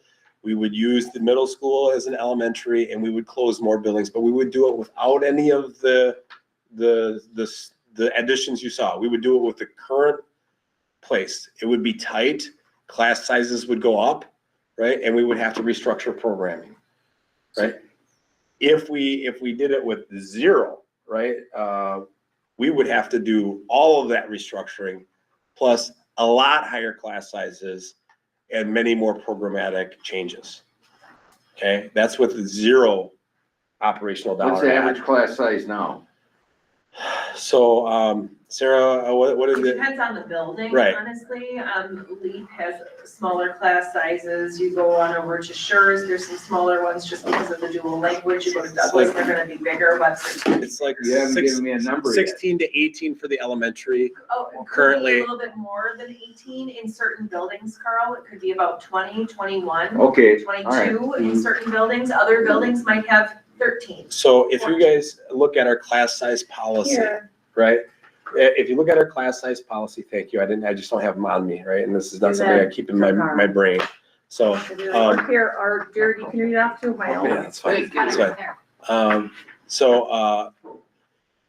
there. If you look at like no referendum at all, I would be coming back to you and asking you to change our class size policy because we most likely will have some high school class sizes in the 30 to 1 range, okay? And some middle school class sizes in that 27, 28 range. If we have a small operational referendum around 2.5 to 3 million, we would still be bumping them up. It would be about 27 to 1 at the high school and, so on. So it really depends on what you guys set. I will have to come back with you and not only, like you said, what's the savings cost? I have to tell you operationally what it will look like, right? Yes. And so, and don't worry, we can do that, but we don't want to do that for every option under the sun. We want you guys to tell us what you're aiming for. Because whether or not you make the decision to close buildings or not is a huge step in how we cost that out. Where I was going with the question though is, when we say status quo, we need to compare apples to apples a little bit. And status quo to me, and maybe that might mean something different to other folks that are on this table. But status quo to me means a $6 million ask for an operational referendum and a $31 million capital improvement referendum over 20 years to maintain what we have. That's level 1, tier 1, level 1, basic necessities for maintaining our buildings within the next 5 years. So that to me is baseline. And if I'm looking at the Baird projections And I'm trying to get a rough estimate for mill rate impact. The 7 million or 6 million being a $1.47 mill rate. And let's just say a tier 1 level of maintenance of $31 million, probably being roughly about a 43-cent mill rate impact. That's about $1.90. I think that 30 million would be around the 60-cent mark. Okay, so it's even more. It is because, in fiscal, we kind of covered this. Okay. That debt response that you're seeing, if you're trying to take one sheet and the other sheet, right, where this debt is off, yeah, you can't utilize that twice, right? You can't utilize that discount twice. Sarah did a scenario where there was a $45 million capital referendum and the mill rate was only 80 cents. So status quo, Right. then that would be $2.07 roughly. Status quo. That doesn't change anything. We still have the same footprint. That's the same programming, that's everything. And yet we still would have to, we'd have to still come to our tax base and say, if you want this, you have to be able to fork over $2.07 per thousand for tax increase. Now, through these other projections that Baird provided, we have a couple of other scenarios where they indicate like what is a $2 impact to our mill rate become, and that includes a $4.5 million reoccurring operational referendum and a $50 million facilities referendum. That's a $2 impact. The difference between a $50 million facilities referendum and an $18 million facilities referendum is roughly about 20 cents. So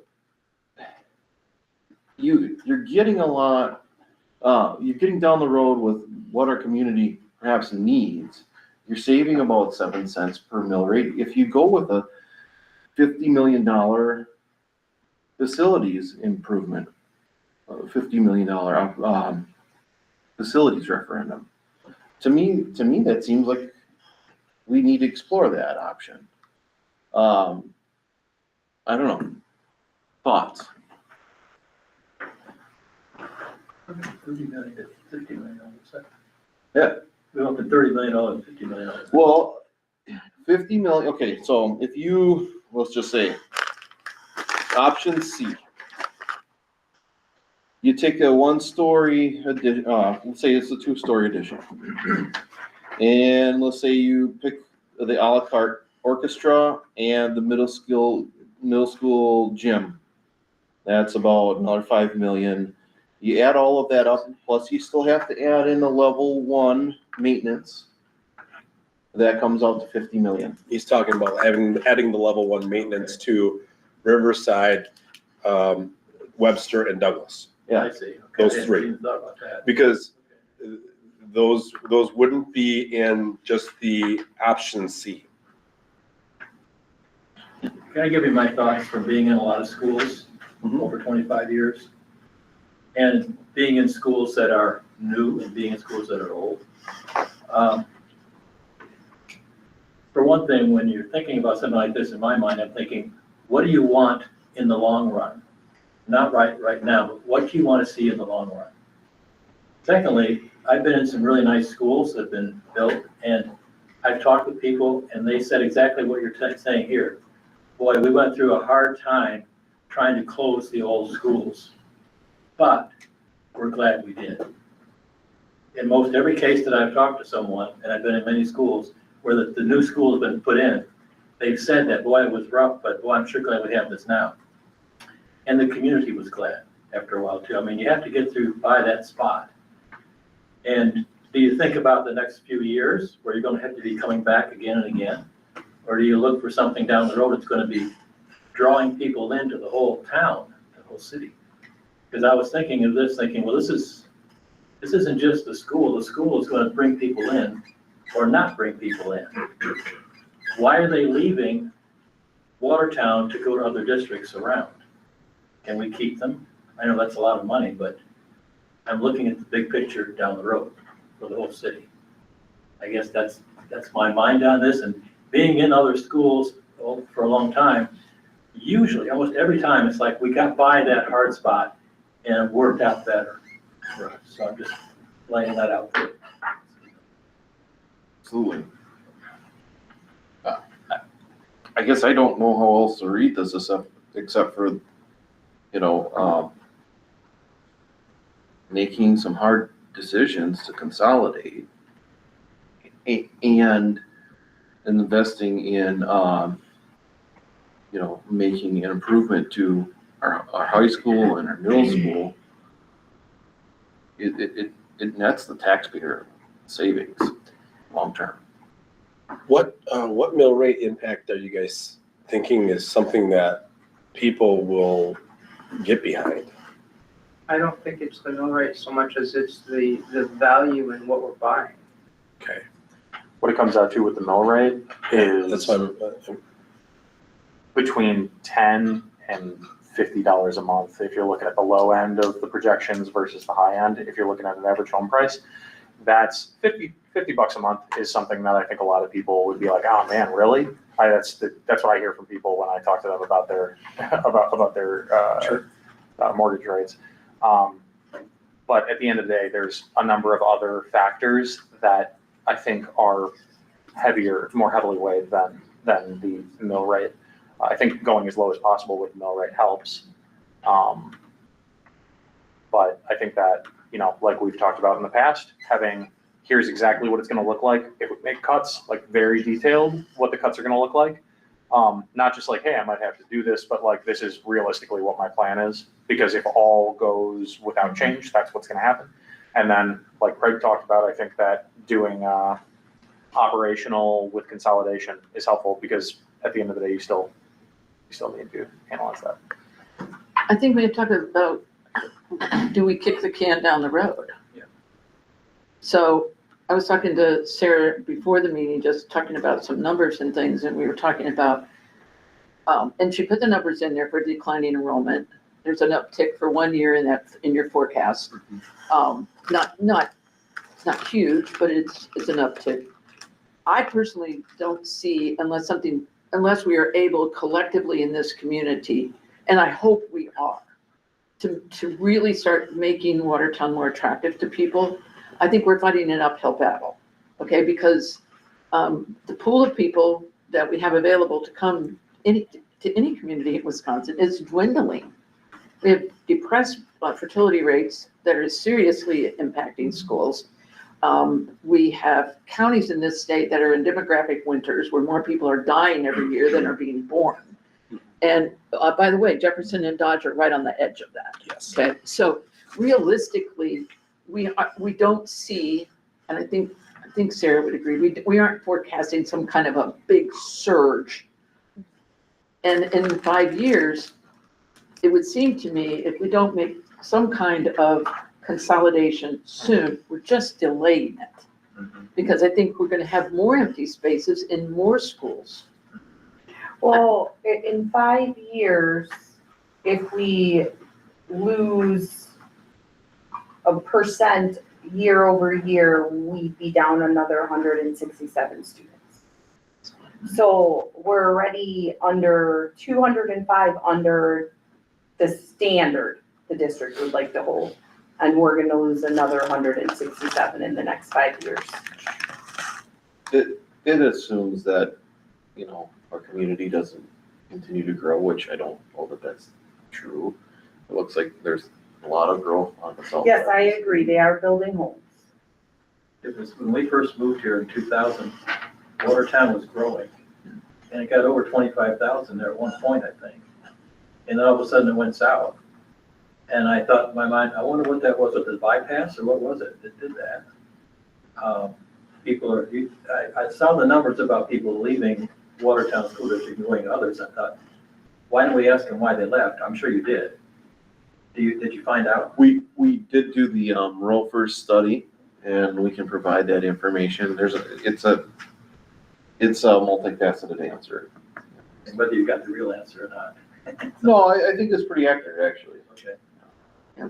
Open enrollment, a lot of times, it is sometimes quality of education, but I found over the years, a lot of what happens is people that live on the edge of a district, it's sometimes more convenient for them to go to an adjacent school district for their transportation needs and things like that, where it's not always because the current school district is deficient. It can be. Yeah, It that's what I certainly thought. can You take somebody who lives in the district, but they're closer to Houstonburg, Right. they may want to go to Houstonburg.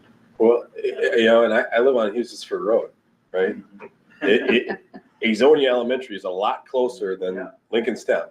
But my kid goes to Lincoln STEM because I'm the superintendent, right? But what I'm saying is, with open enrollment, I could have open enrolled them to Exonia, right? Elementary, and the middle school is just about equidistance, right? Like, you know, from there, it wouldn't take a heartbeat more to go one place or the other. Yeah. They're coming here. Why? I'm the superintendent here, and we want to be part of this community. Yeah, I figured that was one reason on that part of the side of things. Yeah. Question is, and it's in the cards, we're gonna have to close schools. It's as simple as that, I'm glad you said that. if we're looking down the road. I don't like the idea of it, and so do a lot of other people. But now we gotta convince them other people. And how do you convince them? Yeah, That we're gonna close your school, yet we're gonna Yeah. do this and we want more money. Well, we're gonna be talking about that next. Okay, very We're good. gonna be talking about how we're going to reach. Yeah, those community engagement sessions. Does anybody want to put a possibility on the table for a survey question? That should be one of them. How we word that. Well, we can get to those kind of survey questions when we talk about community engagement, because you're right, we may want to survey about other things, right? But is there an idea of a question here? About how the community would feel about consolidating the middle and the high school would be an appropriate question, I feel. But that begs too, that you also have to talk about the elementary. But if you ask that question, right, asking that question with a plan of how it looks is different than just asking the question, right? And- Right, I suggested that because that is the plan that's been presented tonight, Right. correct? Like two options Yeah, so what, of how it would be laid out of combining the middle and high school. yeah, so if you were going to put a question out that had that as an option, which option do you like the best? And what addition, what from the à la carte do you think is necessary? And which level would you look at? I don't think that you can ask that question without involving what happens to the elementary schools. Right, right, that's the elephant. No, we'll explain it, right? In the question, right?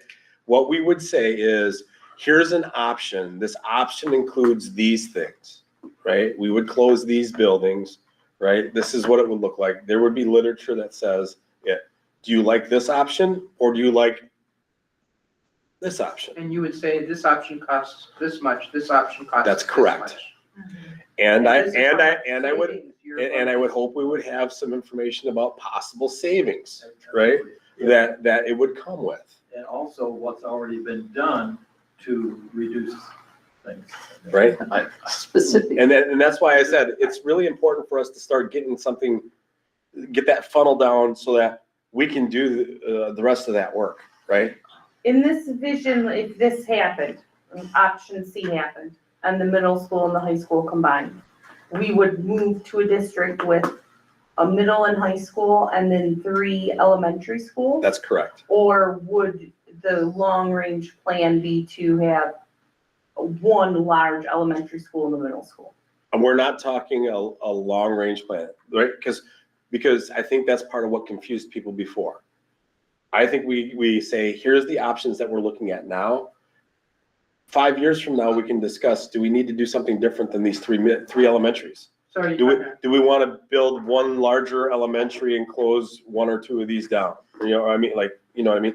And where does that happen? Does that happen at the high school? Do we buy some land in the south? We can do that 5 years from now, So you're right? talking And 5 hopefully I'll years. still be here and I can help you through it, right? You're And if these guys do a good job, maybe they'll still be here and they can help you through that later.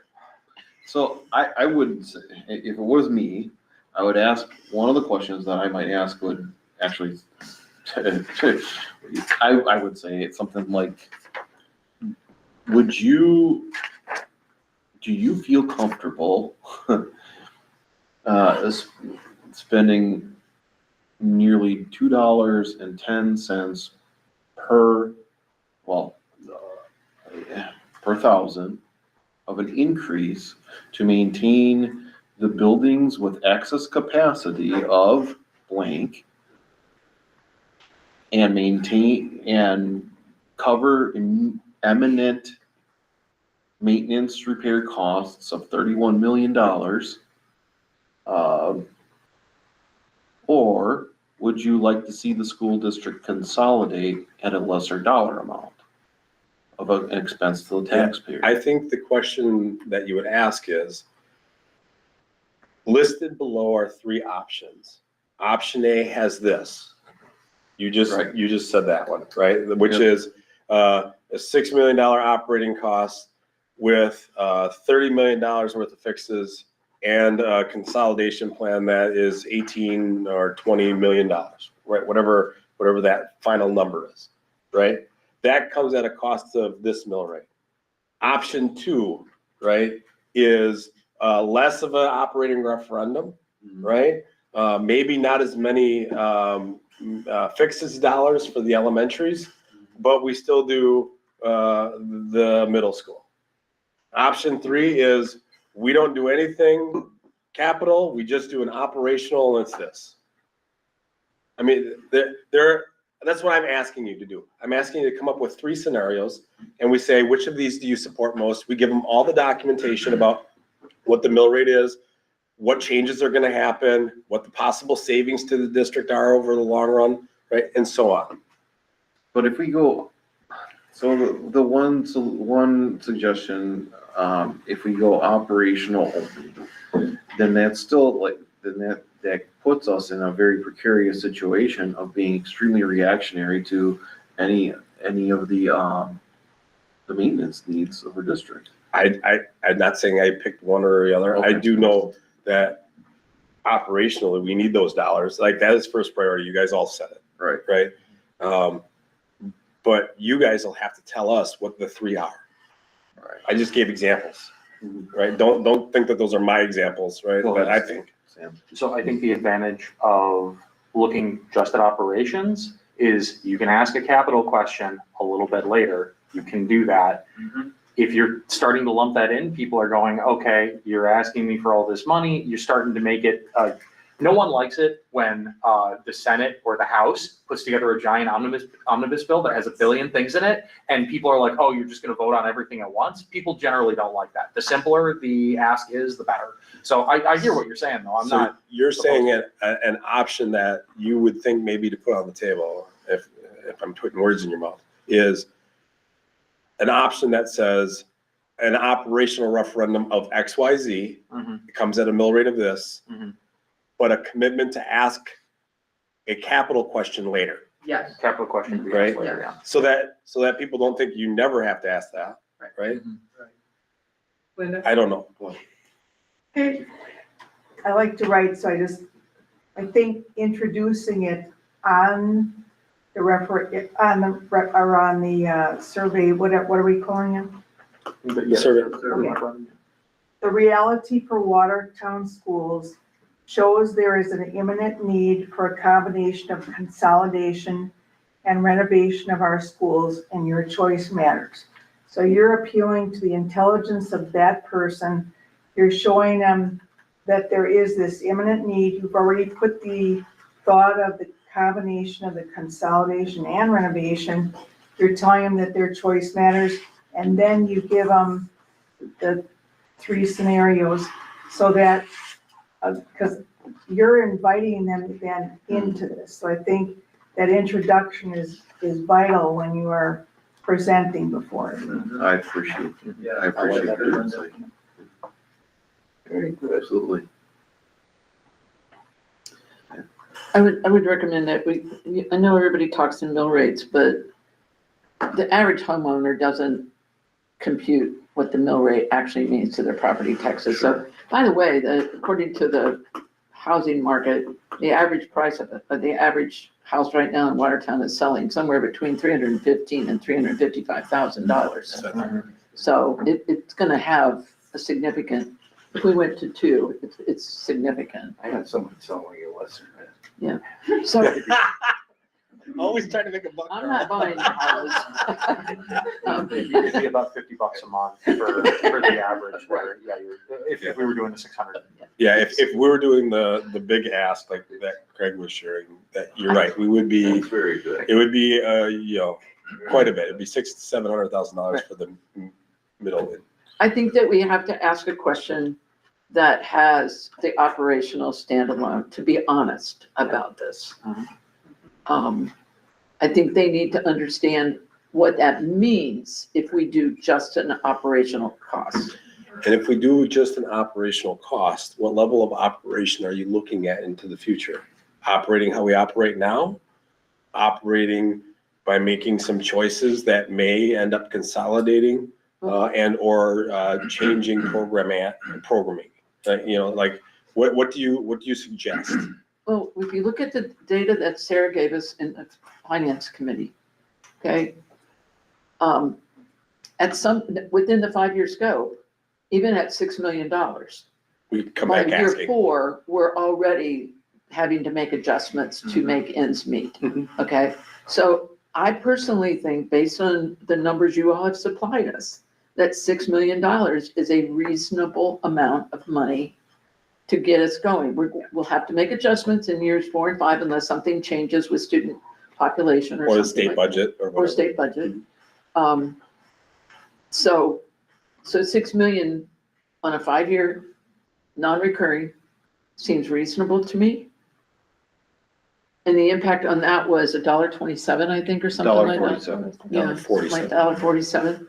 So, and we're at 5.90, I think, right now on the mill rate. So we're jacking it up to close to 8.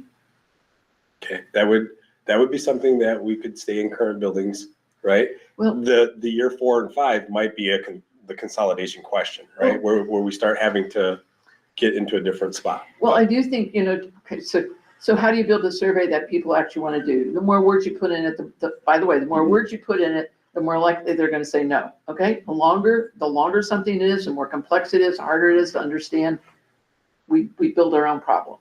But I think at some point you have to say, these are things to bear in mind. We have a declining enrollment. We have empty spaces in our school district, in our school buildings. And by years 4 and 5, even with this, we're going to have to do additional cuts, additional belt tightening, whatever you want to call it. But does that make sense to you that? We call it expenditure restraints. Okay, I can buy that, Jared. Expenditure restraints, okay. Go ahead, Sam. So my response as like a person on the street, in the hypothetical scenario, like let's say you're just talking to me about this, would be, why don't we start making those cuts now, since we're gonna have to do it anyways, and save people money? Okay, but we already have, and we can prove it. Oh, no, I understand that I understand that, again, as the hypothetical. No, and I'm straight- giving you the Yeah. answer, so we include that in the survey. Yeah, I understand that you guys have made cuts, but since you're gonna have to make more cuts on top of the cuts you've made, why don't we just continue doing that now? Like, why are we delaying the inevitable, Yeah. right? That's kind of, I think that's gonna And be I the think response. the answer to that, Sam, is, well, right now, we serve a certain population. Within 4 or 5 years, we'll have 100 to 150 fewer students. That's where we start thinking about how do we make the expenditure restraints we need to, because we'll be serving fewer. So Right? in other words, why did the current population have to make those adjustments prematurely if they don't need to be made till after they're out of the schools? In 3 to 5 years, they'll be out. Some of them will be. Okay, We're nearing 9 o'clock. I know. So you want 3 questions to take the community. That's the goal of this. Is that, I think. I just want to understand what it is we need to leave here. I think the best thing for us to do is to have 3 scenarios that we could survey out. That's the best leadership I can share with you. You guys can do whatever you want. Yeah. And I'm Do- on board with that. Are people on board with that one? Is that a good idea for a scenario? I'm Okay. good with it as long as it's worded well. And you can help us with the wording. It'll be great. You, yes. You and Linda sounds like she's got good wording abilities, right? And we most likely will think about hiring somebody like School Perceptions who are professionals I at hope it so. Yes. to do it for us, right? Like, I think that's a good idea. All right. I think that we should also have an option that is, like I asked last time, we were talking about the 45-cent mill rate option. I think that having a brace for impact, minimize the hardship while recognizing the imminence of the necessary cuts. I think something like that would be suitable to put forward to people. Because I think that there is a reality that people might be like, okay, well, that's the most that I'm gonna go for. I think that was what, 2.5 million was what you said, 2.5 million for 3 years. That's a lot of it. Okay. Are we all comfortable with that? Are you guys comfortable with it? The 2.5 million for 3 years, no, I think that's kind of, it's low boiling to the point where it doesn't have meaning. And I think to a lot of people, it would still have meaning. But what does it do practically for the district? So granted, we reflect our constituency, I completely get that. But we also have a legal responsibility as officials to make sure that fiscally, the school district has what it needs to operate. Well, and again, this is kind of what I've talked about in the past. And while I understand that, I am very sympathetic to it. I think a lot of people look at, you look at median income in Watertown, you look at the least paid person in the district. The least paid person in the district makes like 15 grand more than the median income in Watertown. And I think a lot of people are like, oh man, like there's so much going on there. That's just tough. So I mean, maybe not 2.5, maybe 3 million, maybe half of what the regular operational ask would be at that point. You're still making cuts, but you're saving a little bit. You're slowing down that rate at which classroom sizes increase. And, maybe over time, that makes the transition a little bit smoother. Okay, I can understand that, but in the questions then, Sam, it would say that if the community's only willing to approve a referendum for $3 million, this is what we're losing. Yeah, and I think you would have to lead with you would have to lead with where things are going naturally, right? Without any outside input or change from the community. Here's where things are gonna go naturally. Here's $6 million operational referendum and what it saves. Here's the $3 million operational referendum and what it saves. That would be, with the 2 existing questions, that would be my thought on that.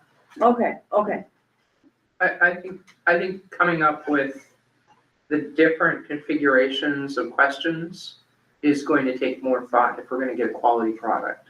And I think we're gonna have to, I think it's better to go back, go away, sit down and really think about what we're asking them in the question, and then coming back at the Monday meeting with a finished product for each person to discuss intelligently. Because right now, I think we have all this data and we haven't had time to digest it. Yeah, and I agree with that, but I also want to ask this question.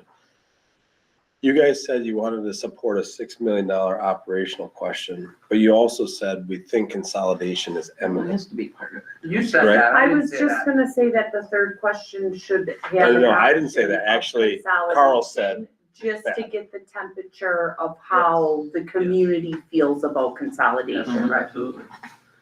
I think that's So- the third one. That's the third one. I agree. Agreed. That's the third one. So third one would be, Operational and capital with consolidation that the board's comfortable with. does that come also with maintenance to the other buildings, Yes. or do we do those maintenance things in the future? What I mean is those elementary schools that Douglas, Webster, and RMS, basically, which is gonna turn into an elementary. The consolidation piece, do you also want money in there for fixes for the other buildings or not? Yes. Yes. Definitely. You have to do that. Definitely. I think we have to be fair to the public. Yeah. You know, I mean, we have to say, this is what it would take to get us into a good, maintenance position, district-wise. Okay, You know? so I think we have 3 good ones to start with. Again, what's gonna happen between then and now? And we're gonna talk a little bit about timeline, but I would say within 2 or 3 weeks' time, we can reconvene. We can say, here's the 3 options you picked 3 weeks ago. Here's what they work out. Here's what we'll have to do to fit into any one of these 3 options, right? We'll give you as much information as we can on those. And if you want to refine or change, or you've had some other thoughts, like you said, this is a lot of data to take in right now. Or you've each asked 10 different people at the cafe or at the grocery store or in your house, whatever, that will give you some feedback too, right? People will see this. People will react. People, they're going to see the video of this, right?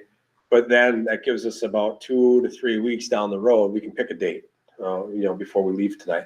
But we will then administratively and with the team work out those options and say, here's what it is. And here's the mill rate it'll come to. Here's the possible savings if we can. We'll get as much data as we can in the amount of time you give us before we hit another date. So can we recap that so I remember what we got going on for? I believe we had a $6 million operational only question. Yes. Okay. We discussed is it $3 million? $3 million, yeah. I think that would. Can I put a nuance on that? I think something that may bridge the gap between you're here and they're there is to stage something in that's like maybe a 3 million, a 4 million, 4.5, like let it grow a little bit as the tax base grows, but it won't really continue to affect the mill rate. Because as the tax base grows, right, that will keep the mill rate down because more property values will come. Sure. Okay, so we'll start at like 3, but we'll let Sarah work with Baird to step it up. If you can write that in a way that doesn't make me fall aslead when I read it, yes, definitely. No offense. I'm not saying that you're going. We would have to explain it in the question. Yeah. Right, but I think Baird has been very, very good at being able to really explain it well because a lot of school districts do that step up. But he had asked for 3 years. Are you holding to the 3 years? 3 years or 3 5 million years? 5 years. You originally said 3. I think that a short-term ask is helpful because people would rather not have to, they want to commit as few years as possible with something like this, just because of how turnovers happen and how districts can change direction. People have different ideas over time. People care about that. So, I mean, I still think 3 years is the way to go. I think that shorter is better. I understand what you're saying about the 5-year projection rate, but I think that 3 years has the benefit of people going, okay, now we're going to look at where things we were are. just talking 5 years because that's the last thing that passed, right? Like I just want to know what you guys' thoughts are. But if it's a 3 year, we'll step it up over 3 years. I prefer. You guys have to tell us. I prefer not to spend this level of scrutiny every 3 years if I can afford it. Well, I don't know. It's not about what I want. It's about what the people want, right. I suppose. I mean, that's how I feel about it. I get what you're saying. It's like. Well, let's remember why the last one failed. The 2 reasons were it had very little information, and the people want to know what the money was spent on it, and the words in perpetuity. That's what, caused it to fail. Even before people really zeroed in on it's going to go on indefinitely, I still heard a lot of discomfort about a 5-year period, though, even back then. And, and that was back when people were like, okay, it's going to cap out at a total of 30 million across that 5 years. What's your pleasure? Last April, or the April when it failed, the economy was in a totally different spot than it will be next April. What's your pleasure? What's your pleasure? That's a nice way for me to call the question on how many years? How many years? I like 5. I like those. I like 5 too. Sorry. I can't, you I'm wanna take a older, I vote? prefer 3. Sure, let's take a poll on that. Just a poll, not By a show. formal vote. By a show of hands, who would support a 5-year, length of time on the $3 million referendum as here it was mentioned as a question? 2, 3, 4. 1, 2, 3, 4, 5. The ayes have it, 5-year. Okay. Trying to help you out. As split as that was, do you want to do a 4-year and split in between you two? I'd be fine with 4. I don't really care, I don't really care at that point. That was Dan, No, Dan. no, let's, Treasure inheritance. No, I don't know what the vote taking it. you had 5. Dan wants a 7-year. So you wanted more, not less. Let's go back to perpetuity. Well, No, I'd be fine with a 4-year. so It doesn't historically, matter one way or another. You know, Historically- 3 years because 3 years is the. Okay, I think the vote happened, we're at 5-year. Yeah. Yep. Okay. There you but go. see, You had on the 5 bigger votes. picture, historically, when was, outside of this past April, when was the last time a referendum failed in Watertown? I don't remember one. Well, again, like, We've had several, Yes. Yes. Really, we've only had one successful 2009 which is the one we're just finishing. referendum. Here. Okay, interesting. Okay. Interesting. how's your burner? Aren't you plugged Batteries in? are missing. Mine is too. Do you have, need a do jolt? you have your cable? Because there's space. As Ms. Kelly's doing that, I just wanted to share that I was able to. Yeah, that the company Capture the crashed. lead information that was requested a Okay. little bit earlier in the meeting. So again, the existing building is a half a section, right? So 2 classrooms, basically they share. So the cost to maintain that building would just be maintenance, right? So as it's been identified. To expand it to a 1-section school, so that would be maintaining the existing library, we'd maintain the existing gym and cafeteria, but we would have a classroom addition, we'd have a shared addition for art and music. We could have a discovery lab, so something that would support the ag program of it. This would include special ed unless we wanted to say that that wasn't a service offered at that building. The addition for that would be $6.5 million. So again, that's just to go from a half section to a full section. So $6.5 million. And this is in 2027 dollars. And if we went to a 2-section, again, because of the need to preserve the land, I'm recommending that the existing building be taken down and then a new 2-story building be put up. And again, so this is for 2 sections. So that's a $21.5 million building. So to put the people in the school, we would be busing them from Watertown to Lebanon. Because Lebanon doesn't have enough people Yeah, to fill that building. you would have to bus out. So we would have to assign students that want to go And we- there. Or We currently almost bus out as much as we bus in. Okay, Like, I don't know exactly what the configuration is, but we did do, where you can plot addresses through Google, right. right?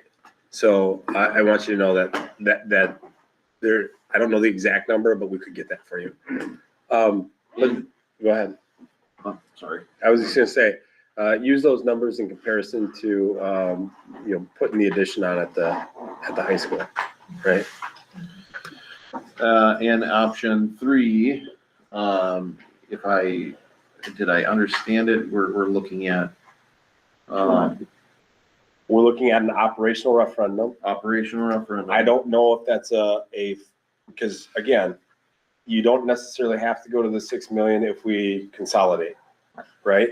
So I want to know what that portion of that number 3 looks like. But you did say also the consolidation at the high school, it comes with some a la carte items. One of them I shared with you is probably more of a must, would be some kind of a gym or multi-purpose center. That wasn't in the dollars. We would have to add one of those 2 options in, either the multi-purpose room, which is smaller, or the full gymnasium, which is bigger. And then the maintenance, that you're going to do in the elementaries, you would have to think about and pick a number of what that looks like. If you're gonna do all phase one items, or if you're gonna do some of the major phase one items, what would that number that you would wanna put towards maintenance? So let's help develop that last one a little bit more. Yeah, if I were to throw out a suggestion, Okay. just for easy, I'm gonna catch it. easy, math. So we have, option C here, and it says, the 2-story, that's the 19.5 million with the, a la carte of a gym of 5 million and an a la carte of the orchestra edition of 1.5 million. And the level 1 maintenance of 24.22 million, which that comes out to be around $50 million. Okay. Which is coincidentally the scenario number 5 in the Baird projection as presented to the fiscal committee, which involves a consolidation to $4.5 million operational referendum and a hypothetical facilities referendum of 50 million. Okay. So that was one of your 7 picks that you asked us to cost out. Okay, so that would be 4.5 million. That would stagger a little bit, right? So you would get the stagger in there of increasing that operational a little bit. And it would do some maintenance and an addition to consolidate. Okay. Is that everybody okay with that as the option, Yes. as Craig denoted? I just want to make sure you did you said 4.5? Yeah, it's a $4.5 million operational referendum. Then would you be friendly to allowing that to be stepped up over that 5-year period? Yeah, Or was that already? we were discussing that would be stepping up. Okay, sorry, I was thinking about, I was thinking I was listening, but I was obviously thinking about something else. Just a short question. Sure. Yeah. Does the Y have a gym? The new Y? They will have. They They will. will have a gym. Yeah, it's So being built that right makes the now. second gym in town, right? You're talking about. Wait a minute, pool, wait a you're minute. talking Now about we got pool. the schools, that's right. Okay. And the pool is not gonna be, we couldn't do our swim team there, I know why. because they're not, and it just Because it's says lane heated. pools. Well, it's only gonna be a couple lanes and it'll be heated. Competition pools can't be heated.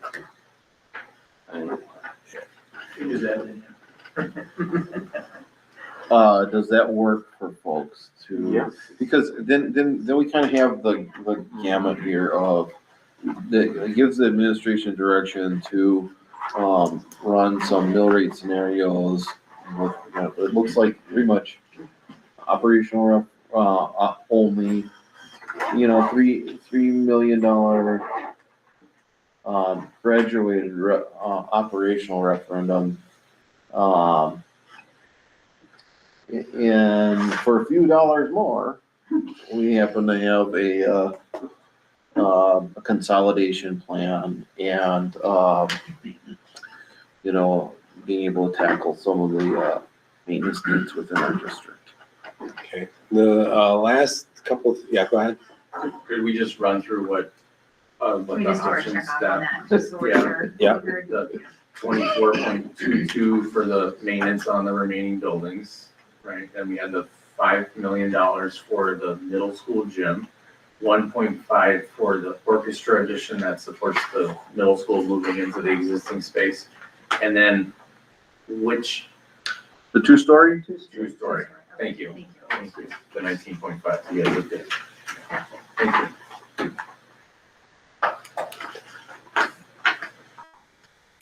Okay, our next steps, timeline, and community engagement discussion. Are you guys at a spot where you want to talk about that yet tonight? Or do we want to say that for our next meeting? But can we talk about this at our board meeting on Monday? We would have to think about, adding that to the agenda. I can talk to Lynn in the morning. We're still, That way, we could revise the agenda to do so. It's up to Craig. He's the one who sets the agenda. Hold on a second, I'm trying to pull up my email. Revise the time, let me know. That would be nice, wouldn't it? We're all going to call. I don't aim to. We can also set a separate meeting to discuss this one tonight. Monday isn't the best. What do we got on Thursday, tomorrow? We got the board retreat. Tomorrow's board retreat. That's that. Well, can we talk about that there? Yeah, you need a 24-hour notice for what we're gonna be doing. Oh, I see. Unless you wanna start this at All 10 these p.m. rules and regulations. Carl, There is, I a have my book. there is, I a got con- it right here, I was gonna give it to you after. Okay, perfect.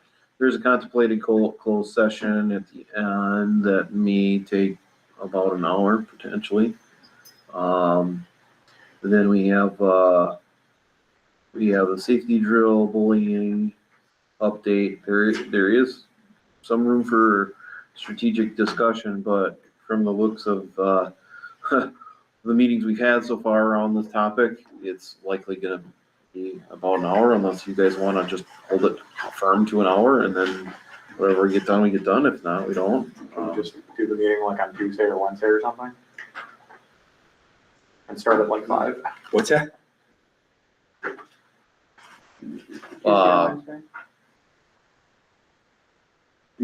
So you're suggesting another meeting next week, the following? Yes. Following day? 27th probably, I think would be the best for me. Killing me. All right. What's My that? phone died. It's a Wednesday. Wednesday. Or the 28th. No, not the 28th. No, the 27th. 27th works for you? Work for everybody, 27th? Guess I'll make it work, yeah. Oh, let's have a special meeting. I just know by the time we're done with Monday's board meeting, we're all gonna be happy that we're not having another discussion that goes until 11 p.m. Very good. Does that work for you guys? Oh, to come back next Wednesday. We currently had, well, we removed that. We currently had an evening focus group that was Thursday from 6 to 8. I don't know if you guys took those out of your calendars because I thought I told you to take them out of your We calendars. didn't take those out. Yeah. I thought If you not, said- I can do it with or without you. I just want to make sure you have the opportunity. You guys could also zoom in. That might be a lot Right. nicer than. Otherwise, yeah, I can make it work. But you're saying Wednesday, not Thursday. Wednesday at 7. Is that what you said? Or do you want to go earlier? Wednesday the 27th, we could do it at 5:30.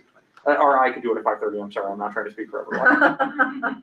That's fine. Wednesday the 27th at 5:30? 5:30? 5:30? We're good. Okay. Those who can join will join. Those who can't, understand. We'll be talking, well, yeah, there's slide one, but we'll be talking about timeline, process, and community engagement.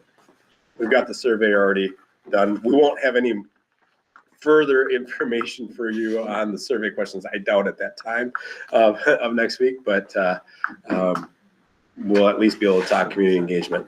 If we do have something, we'll bring it to you. Okay? But with the start of the school year fast approaching and and staff coming next week, I doubt we're going to be there. It's a lot to balance. It's okay, I'm a good juggler. Okay, go ahead. No, but apparently, Oh, sorry. If, as you leave, since we're gonna be back at this next Wednesday, if you would like to help yourself to any of these worksheets to take with you, if that would help you in any way, shape, or form, please by all means help yourself to them. They're for your use. Okay, thank you. All right. All right, Go through this, Nancy. a motion to adjourn. Is there a motion to adjourn? So moved. Moved by Carl. Second. Seconded by Sam. All those in favor? Aye. Ayes have it. We are Where?